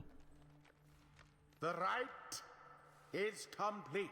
Well played, you two, and if you would like to share your My archetype was called anti-air, which is to shut down your opponent's flight or jumps. So anti-air for The Phaler. obvious tooth with the harp, the obvious shoulder smash, and I figured if the imp can fly forever, it can block in the air forever. Very nice. Anor had shield-centric, utilize sap and harp shields. And yeah, unfortunately for Anor, she had a pretty flying-centric archetype. So that did work well for Phaler in that way. But it's a close match. Well played. Alright, let's turn back on the music. And Lilac was saying there were perhaps some Halloween requests. Just waiting for the right time to cash those in, and now might be that time. As Lilac says, for each exile you must say what you think their favorite candy would be and what their Halloween costume would be.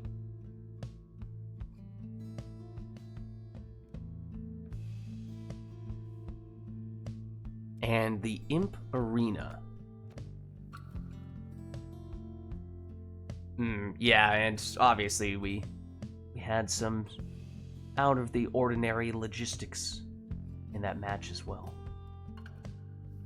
Alright, so let's get this one started then. Isle of Kalamer, and for each exile you have to say their favorite candy and which Halloween costume, what their Halloween costume would be.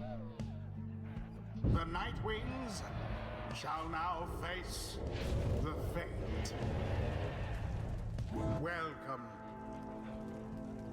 Who shall conduct the rites? So I suppose technically you could still take whatever exile you'd like, as long as you have an explanation of how they would be celebrating Halloween.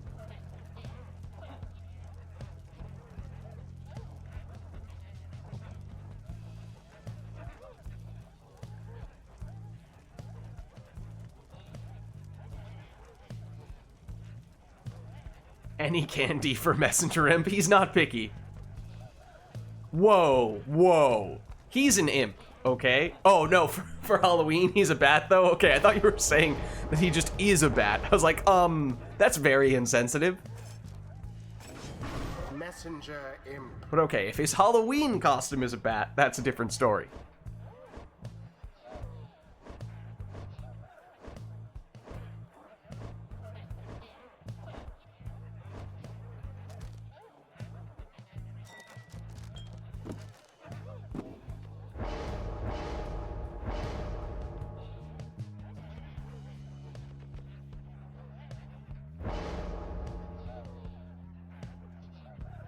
Deluge's favorite candy, I think, would be a Jawbreaker. The Jawbreaker? For Halloween, he would probably go as maybe Courage the Cowardly Dog. That's what we're going with. Sir Deluge.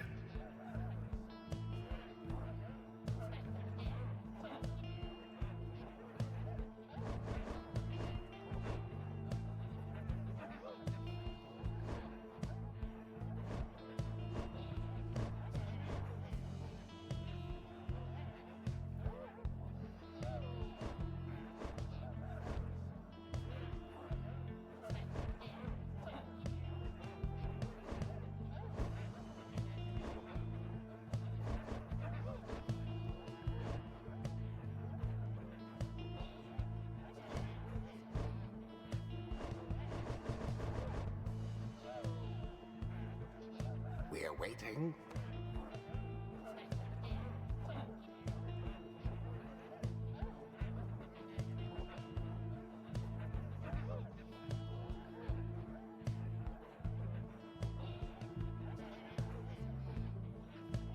Hedwin likes any chocolate bars. Okay. He would be a vampire.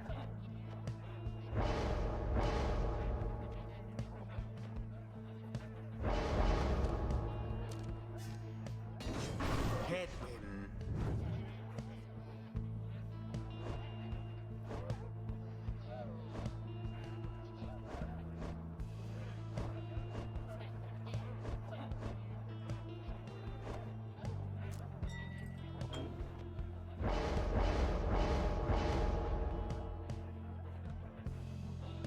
I think Milda would like black licorice the most because it's a bitter, like she. And I think her Halloween costume would be probably just straight up an effigy of Islak. Oh no. Udmilda.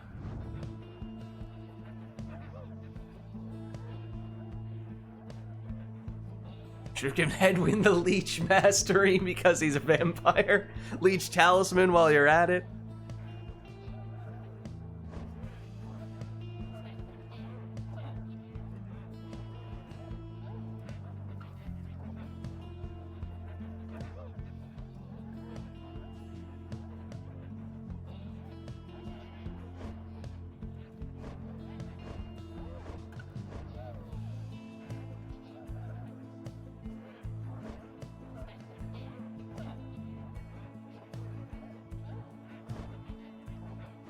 Well,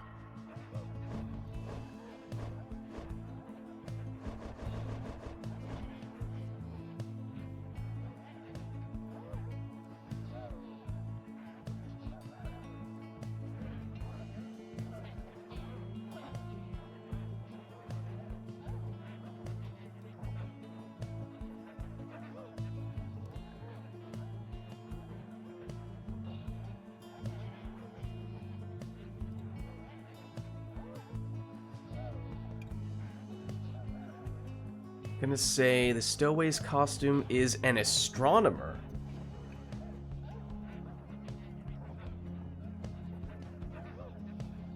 Don't hear about people dressing up as an astronomer for Halloween very often.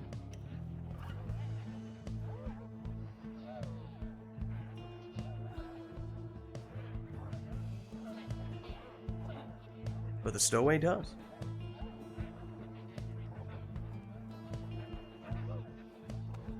Yellow candies that are shaped like triangles. You're referring to candy corn? I mean, that's yellow among other colors, usually.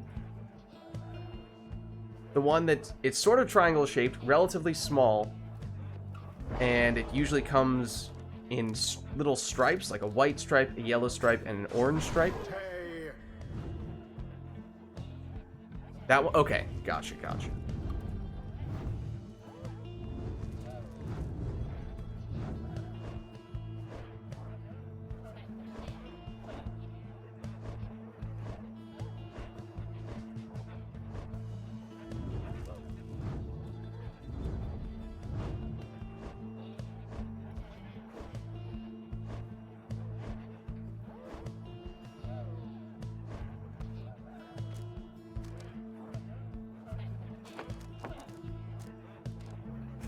I don't think that's much of a hot take, Lilac.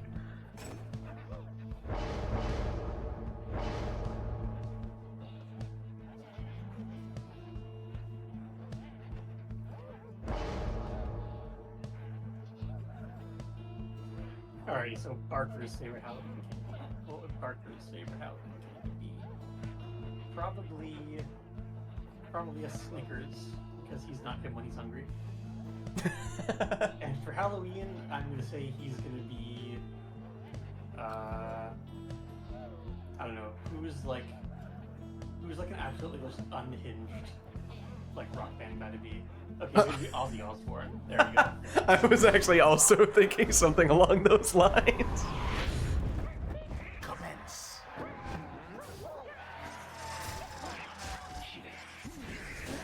Hear people saying candy corn is awful a lot. I mean, Nah.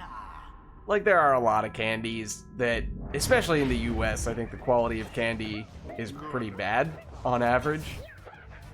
It's kind of just, you know, how can we throw high fructose corn syrup into something that is otherwise as cheap as possible to make Into the adversary's flame. and brand it in a way that makes people want to buy it?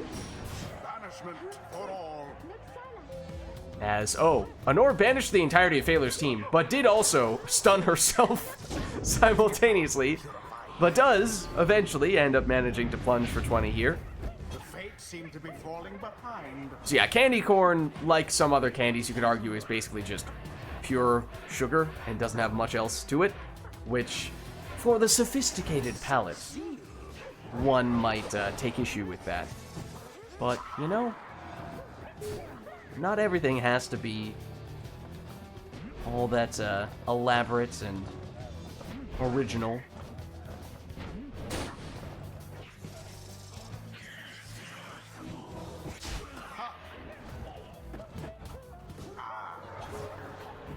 Nora's attack is stopped, but she does set up a portal very close to Phaler's Pyre. But here is Phaler with a quick counterattack.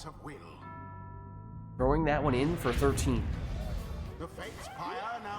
Yeah, okay, my question is, what are people's favorite chocolate bars? Because we did see Honor say Headwind was a fan of any type of chocolate bar, but what is the #1 chocolate bar for people?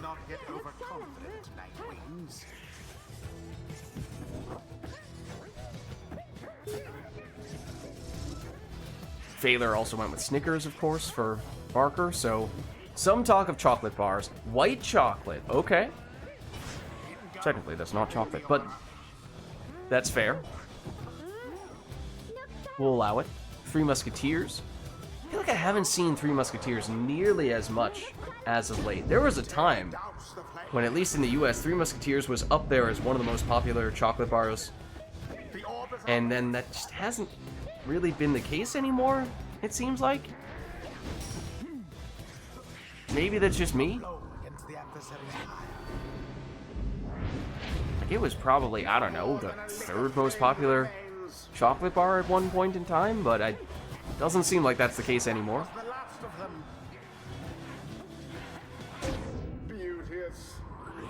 Nice Phaler plunges for 20 here.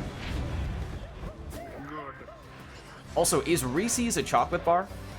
Because obviously it's not bar-shaped, but it kind of is existing in that same general market. An interesting exchange. I was just trying to think of what would be the top 3 or so most popular chocolate bars, as Phaler sets up a well-timed stunning claim. It is candy, but not a bar. It's like, if Reese's does count as a chocolate bar, then it's probably near the top. But if we're saying that it doesn't qualify, then obviously it's not on the list at all. Another stunning claim, and once again, timed such that Barker's the only exile capable of moving. Perhaps the scribes are favoring the fate. Ooh, as Phaler breaks out a Crone Salute, Honor has just defensive howlers and defenseless howlers, so they cannot stop Barker from getting the winning plunge. I thought for certain they would not. GG. GG's. The ceremony is complete. Well played, you two. Alright, let's head on back. Yeah, the #1 answer, at least in the US, is probably just like Hershey's. Just the super generic, pure chocolate. Nothing special about it. But I do also think that's a good example of a chocolate bar that has been deteriorating in quality over the years and is now... There are several chocolates in the US that cannot be sold in Europe because they technically do not qualify as chocolate by European standards, which I think is a pretty good indicator of the state of the US candy making world. So yeah, I would think Hershey's is probably #1 nonetheless. Snickers might be #2. Kit Kat's probably up there. Again, Reese's if you're counting that, but by technicality probably doesn't make the list. And then again, I would have put Three Musketeers up there at one point in time, but I'm not sure that you can anymore. I do like Kit Kats a lot. Twix, I feel like it's probably not quite popular enough to make it that high up on the list, but I am also a fan of Twix. My #1, though, is probably Milky Way. Milky Way solid as well, yeah. But nah, Mars bar's where it's at. Yeah, you don't... I mean, that's... I feel like that's much more popular in other areas. In the US, at least where I'm around, it's not very common that you see them.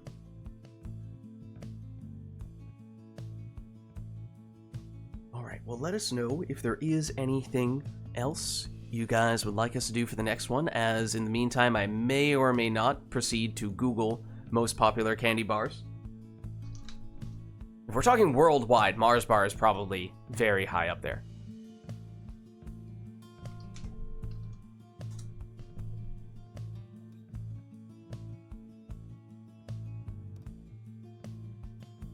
I'm getting AI responses, and I'm not sure how much to read into them. I mean, listing names here that, yeah, we had said. Most popular candy bars, I don't know if this is necessarily in order, but it says Snickers, Reese's Peanut Butter Cups. AI is counting them as candy bars here. Kit Kat and Twix, though popularity can vary by source and year.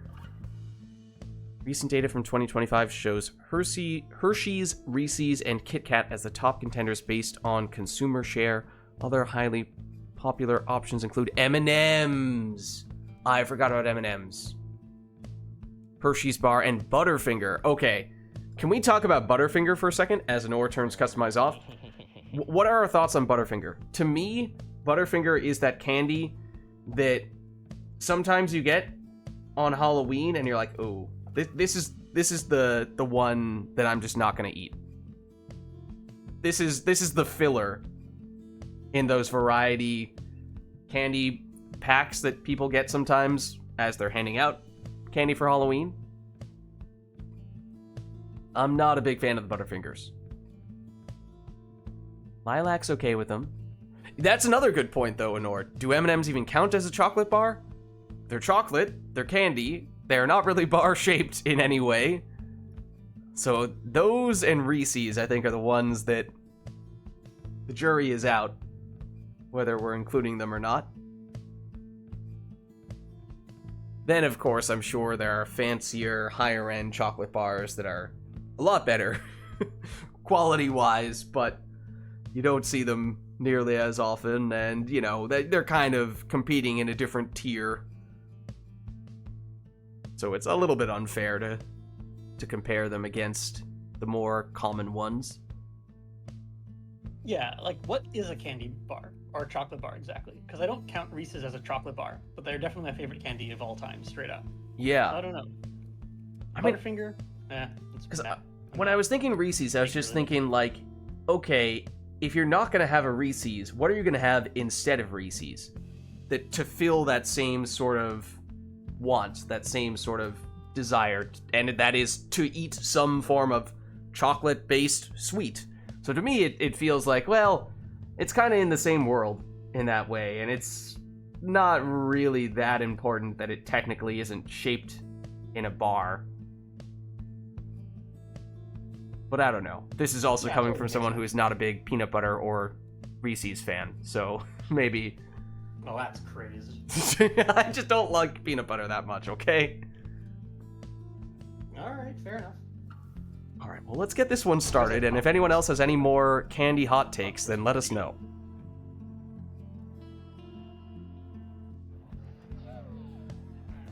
The night wings shall take on The randomized, customized off teams here are a harp, 2 nomads for Anor. It is a demon, a savage, and a sap for Phaler.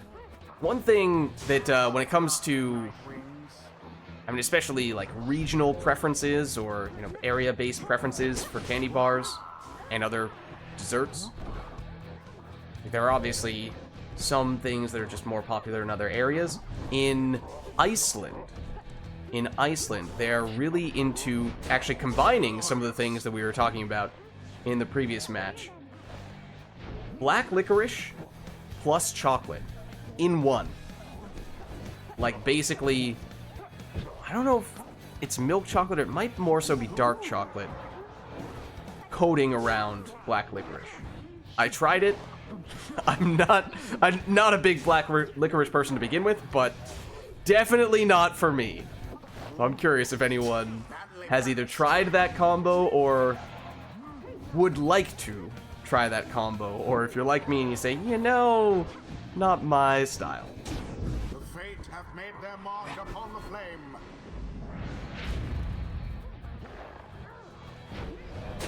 How fine. Oh, big cast there from Anor's Snadra. Everyone down on Phaler's side, but he slowed Anor down at least with the numbing gust, but that wasn't enough to stop her. Fire on each side burns just as true. Yeah, what is, I guess, I was talking smack about Butterfinger. For other people, what is sort of the candy that you see and you go, you know what? I'd rather just not. The Nightwings seem to be falling behind. Edwin is Which, you know, not that Butterfinger is necessarily the worst in my opinion, it's just that it seems to be quite common, despite how I don't think it's particularly good. I'm sure there are more niche ones that I would not be as... I would very much not want. It'd probably be lower on my list than Butterfinger. Butterfinger has a combination, a double whammy of... I don't think it tastes very good, and despite that, it's very popular. Taylor getting aggressive here with his banishments, trying to win the orb back close to Anora's Pyre. Nearly set up a score with that, but Anor gets the orb back. Teleports Snadra, but she goes down.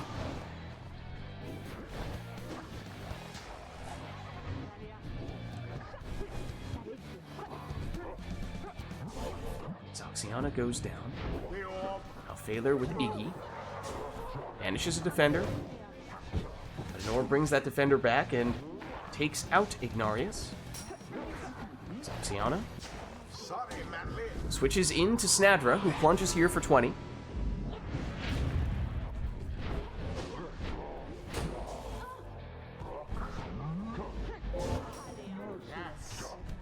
a swift recovery.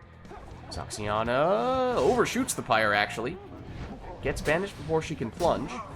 There's a shoulder smash on the way back down from the jump. Looked a little strange, but still counts.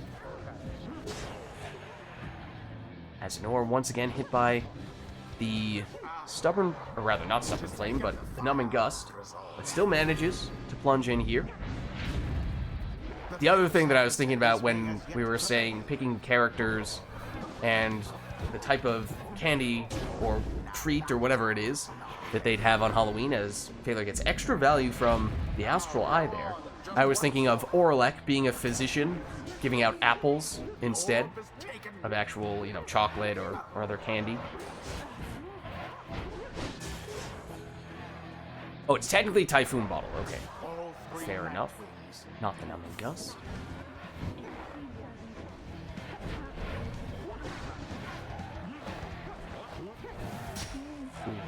Nor pushes Phaler's sap away, out of range, and then also banishes it. Of course, one score, potentially, all that Phaler needs here. But he is down one Ignarius, making it a little bit harder to do that. Big exploding sapling from Phaler. But Anor, with the Sacred Bond, is certainly getting the characters back. And it does help to counteract some of the casting that Phaler is doing. As Anor back to full strength here, but loses Snadra. Activates a Web Lanthorn that I think was on Phaler's exile there. Here is Anor, plunging for 20, and that means one more score is potentially all that she needs. And she has Prayer Beads on Snadra? Wait, I did not realize that. I may have been a little distracted by the candy conversation.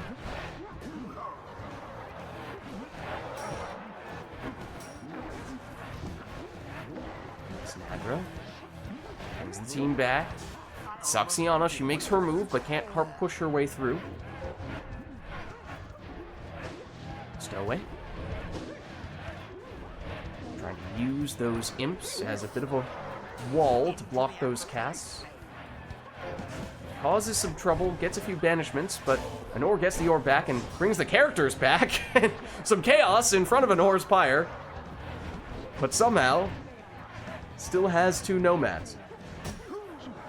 Shoulder Smash deletes one of Phaler's exiles. It's rather chaotic, but not in the way that it usually is.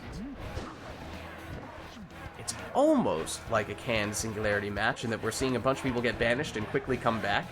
But obviously there is no canned Singularity at play here, and Phaler gets the winning plunge. GG. Victory so narrowly achieved, GG. and thus more glorious. Well played, you two. The rite is ended. All right, well, let's head on back. Until the next rite.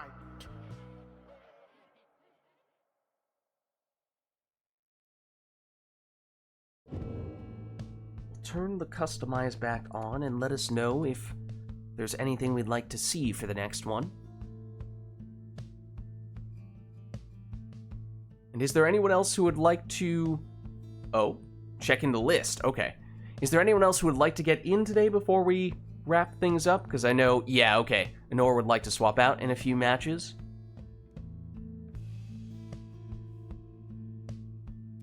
So if we don't have anyone who would like to swap in, then that may mean that we just do a couple matches, and that second one could very well be the Liberation Rite. But if we do have someone else who wants to hop in Honor's place, then we could go for a little while longer.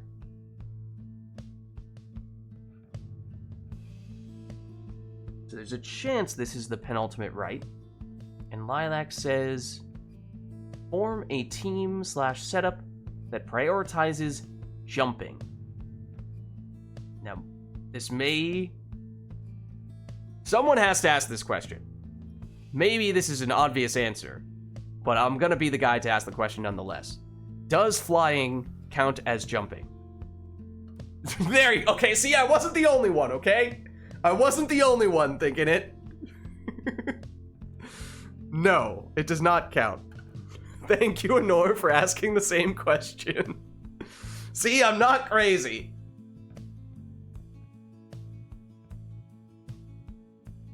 Alright, so a jump-centric team. What about blinking saps? We're gonna have to get a physicist in here to analyze how exactly the saps manage to blink from one location to the next. It could be a jump, for all we know. Maybe they just do it at lightning speed, and so you don't see it, but that is technically the way that it happens. I mean, you can't disprove that the saps are actually jumping.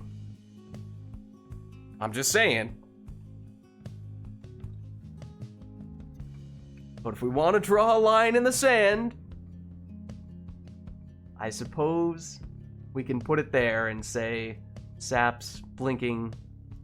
That does not count. I mean, on the boat? Almost? So in that case, that's technically not with a blink. That's just walking over the puddles.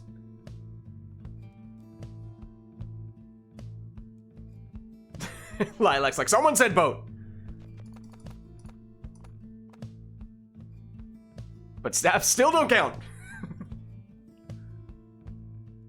Alright. So jumping-centric teams. No flying, or at least that's not the point. Nor is blinking. And I suppose on the boat, I mean, that does kind of just turn into a boat magic match. Which I guess is understandable. And just to confirm, I did not see anyone saying that they wanted to get in soon. Just double checking there, because if that remains the case, then this may very well end up being our penultimate rite, and then we'll go into a liberation rite after this. So last call for anyone else getting in today.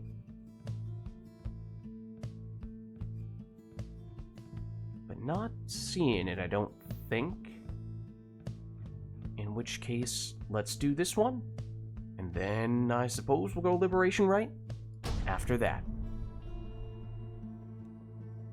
Oh, hold on. We can still do that. There's always time for Ron.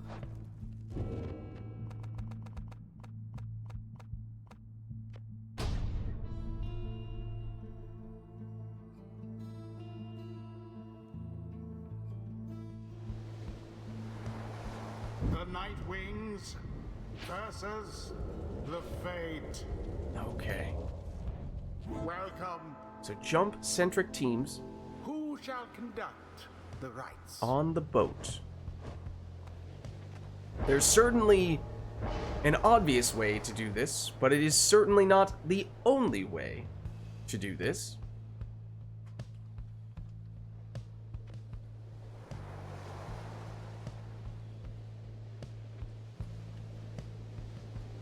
I'm anticipating another question coming from Honor momentarily. I think I know what she's about to say. Maybe not. There's another potential gray area that she may have been looking for clarification on.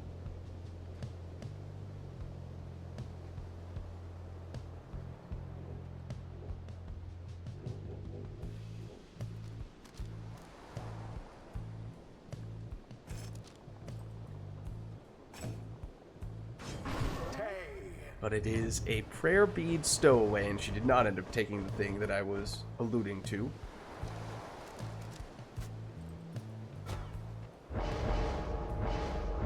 Though Phaler did.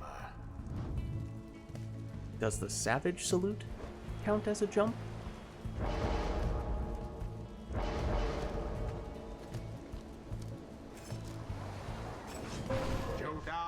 So it's Savage in the lead spot for both sides, but Honor then goes with Jodariel.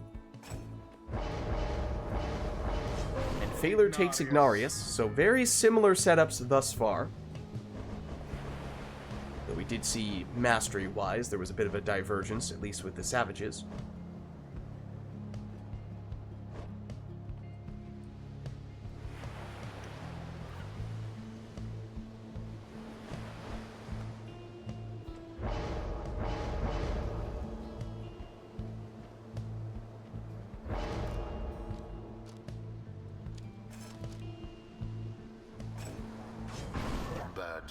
And it is the Web Lanthorn Bertrude in the last spot for Honor.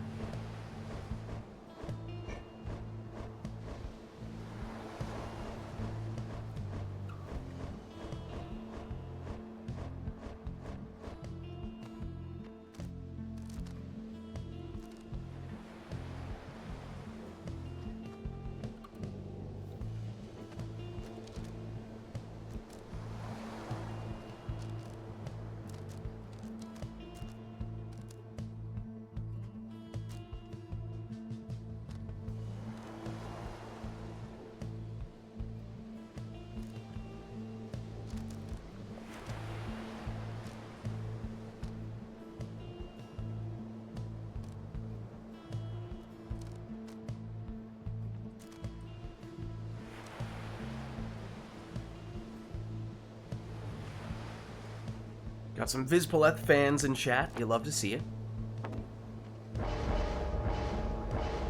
He is a Titan Tooth Vizpaleth in the last spot for Phaler. So here we go with our jumping-centric match, and it makes sense that the first score comes from someone jumping into the Pyre.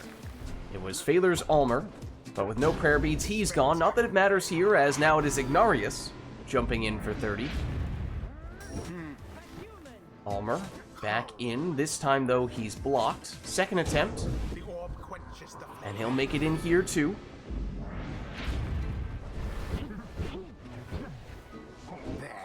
Iggy. Whoa, a little bit of extra boat magic there. Boat magic for an Honor, although that might have just set up Jodariel to get stunned. Titan Tooth, though. Speaking of stuns. Speaking of sending opponents flying, that was, I think, in large part courtesy of the Titan Tooth, which oftentimes does make the opposing player go especially far when they come jumping into someone with that talisman. Just Almer back defensively at the moment. Honor moving in with the stowaway, but she goes down. Did Honor take Vital Pounce specifically because of this request? She may have. So there's more finger guns for Ignarius, and that drops Honor down to just 5 Pyre life, so 1 score might be all that Phaler needs here. Will it come from Almer? Yes, it will. The fate prevail. GG. Their pyre yet burns with vigor and resolve. Well played, you two. The rite is complete. All right. Well, let's head on back then. Until the stars align. And I think it may be time for our final rite of the night, our liberation rite, which would mean no requests from chat for this one. We'll just have the players take their preferred teams to finish things off in style at the Fall Solium, and it'll be never to return. Oh, I went past it. I went right past it. Fate Edition. There we are. Okay. So if you two are ready, then let us begin.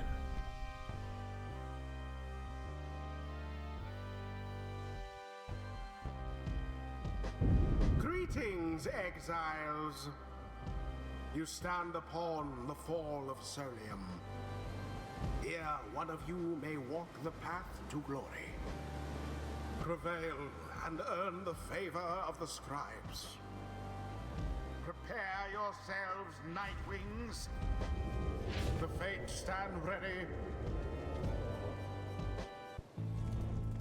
Who shall stand together here this night? Alright, so as we were saying, this will be our final rite of the night, our Liberation Rite. No requests from chat for this one. Both players just taking their preferred teams to finish things off in style, and that means Prayer Bee's Pamitha in the lead spot for Anor.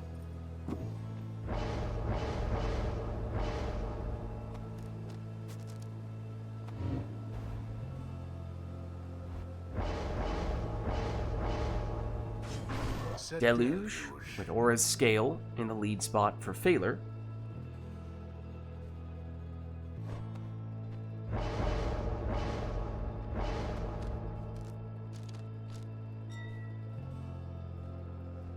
Oh, you have hangover effect. Yeah, careful. Right, so it is a quick throwing Ignarius in that case, in the second spot for Anor.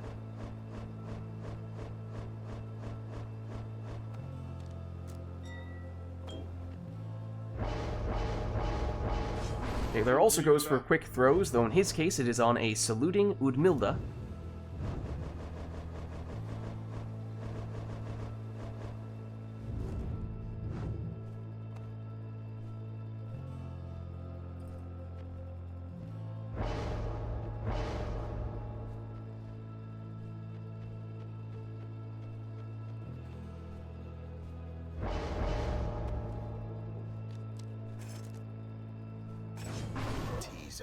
Typhoon Bottle on Tizo.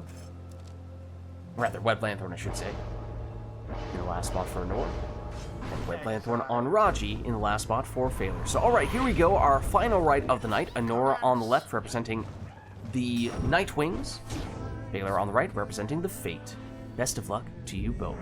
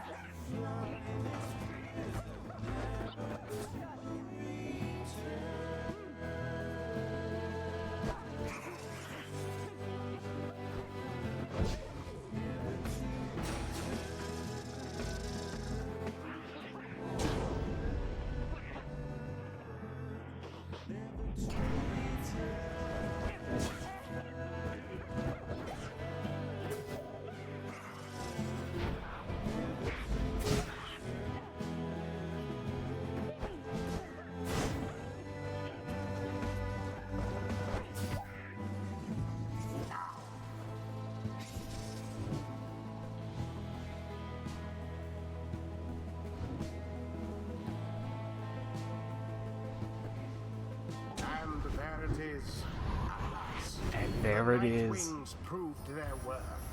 GG! Excellence. Of their adversaries, the same cannot be said. GG's. Well played, you two. Thus ends the liberation rite.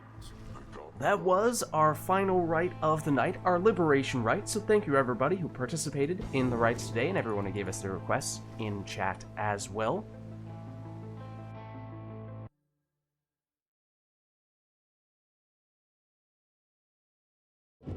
I am going to hop out of Discord, but I will catch you guys next time. Alright, and let me just throw this screen on. As I said, that was our final rite of the night, our liberation rite, so thank you everybody who participated in the rites and everyone who gave us the requests in chat as well. This was Pyre Community Rite Night, and if you're interested in getting more involved in multiplayer Pyre, then you can join the RITE Club Discord server by clicking on, hold on, let me make sure that I spelled this correctly, that link right there. My name is Lids, I'm hosting these Rite Nights, and my streaming schedule is weeknights, and by that I mean generally Wednesday nights. We're doing Path of Exile 2, Fridays we're doing Mass Effect Andromeda multiplayer, Saturdays Mass Effect 3 multiplayer, and then Sundays, obviously this, Pyre multiplayer. May also be doing a bit of a special event-ish type thing next Saturday for our Mass Effect 3 multiplayer stream. But also Lids Vids on YouTube, posting the VODs for all those streams, so if you missed anything, you can catch that stuff there as well.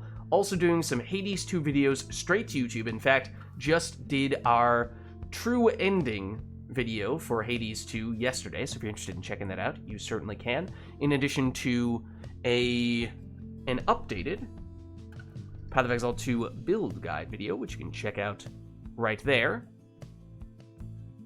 But if you haven't done so yet already, of course, you can also hit the follow button to get notification when I go live. Also at LidsVids on Twitter. I post there when I go live as well.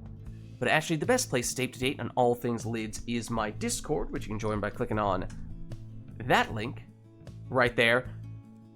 Unfortunately, Failer, I had recorded a bit of a backlog of Hades 2 stuff, so we have several Hades 2 videos still in the queue. That means this one was pre-patch, and so it's gonna be a little while before we can do anything post-ending patch, but hey, if you want to see what it was like before that, then you can check that out, and hopefully we'll be able to compare that to the updated ending pretty soon as well. But that's going to be it for me for tonight, so thank you all for watching. Hope you enjoyed the stream, and I'll catch you next time.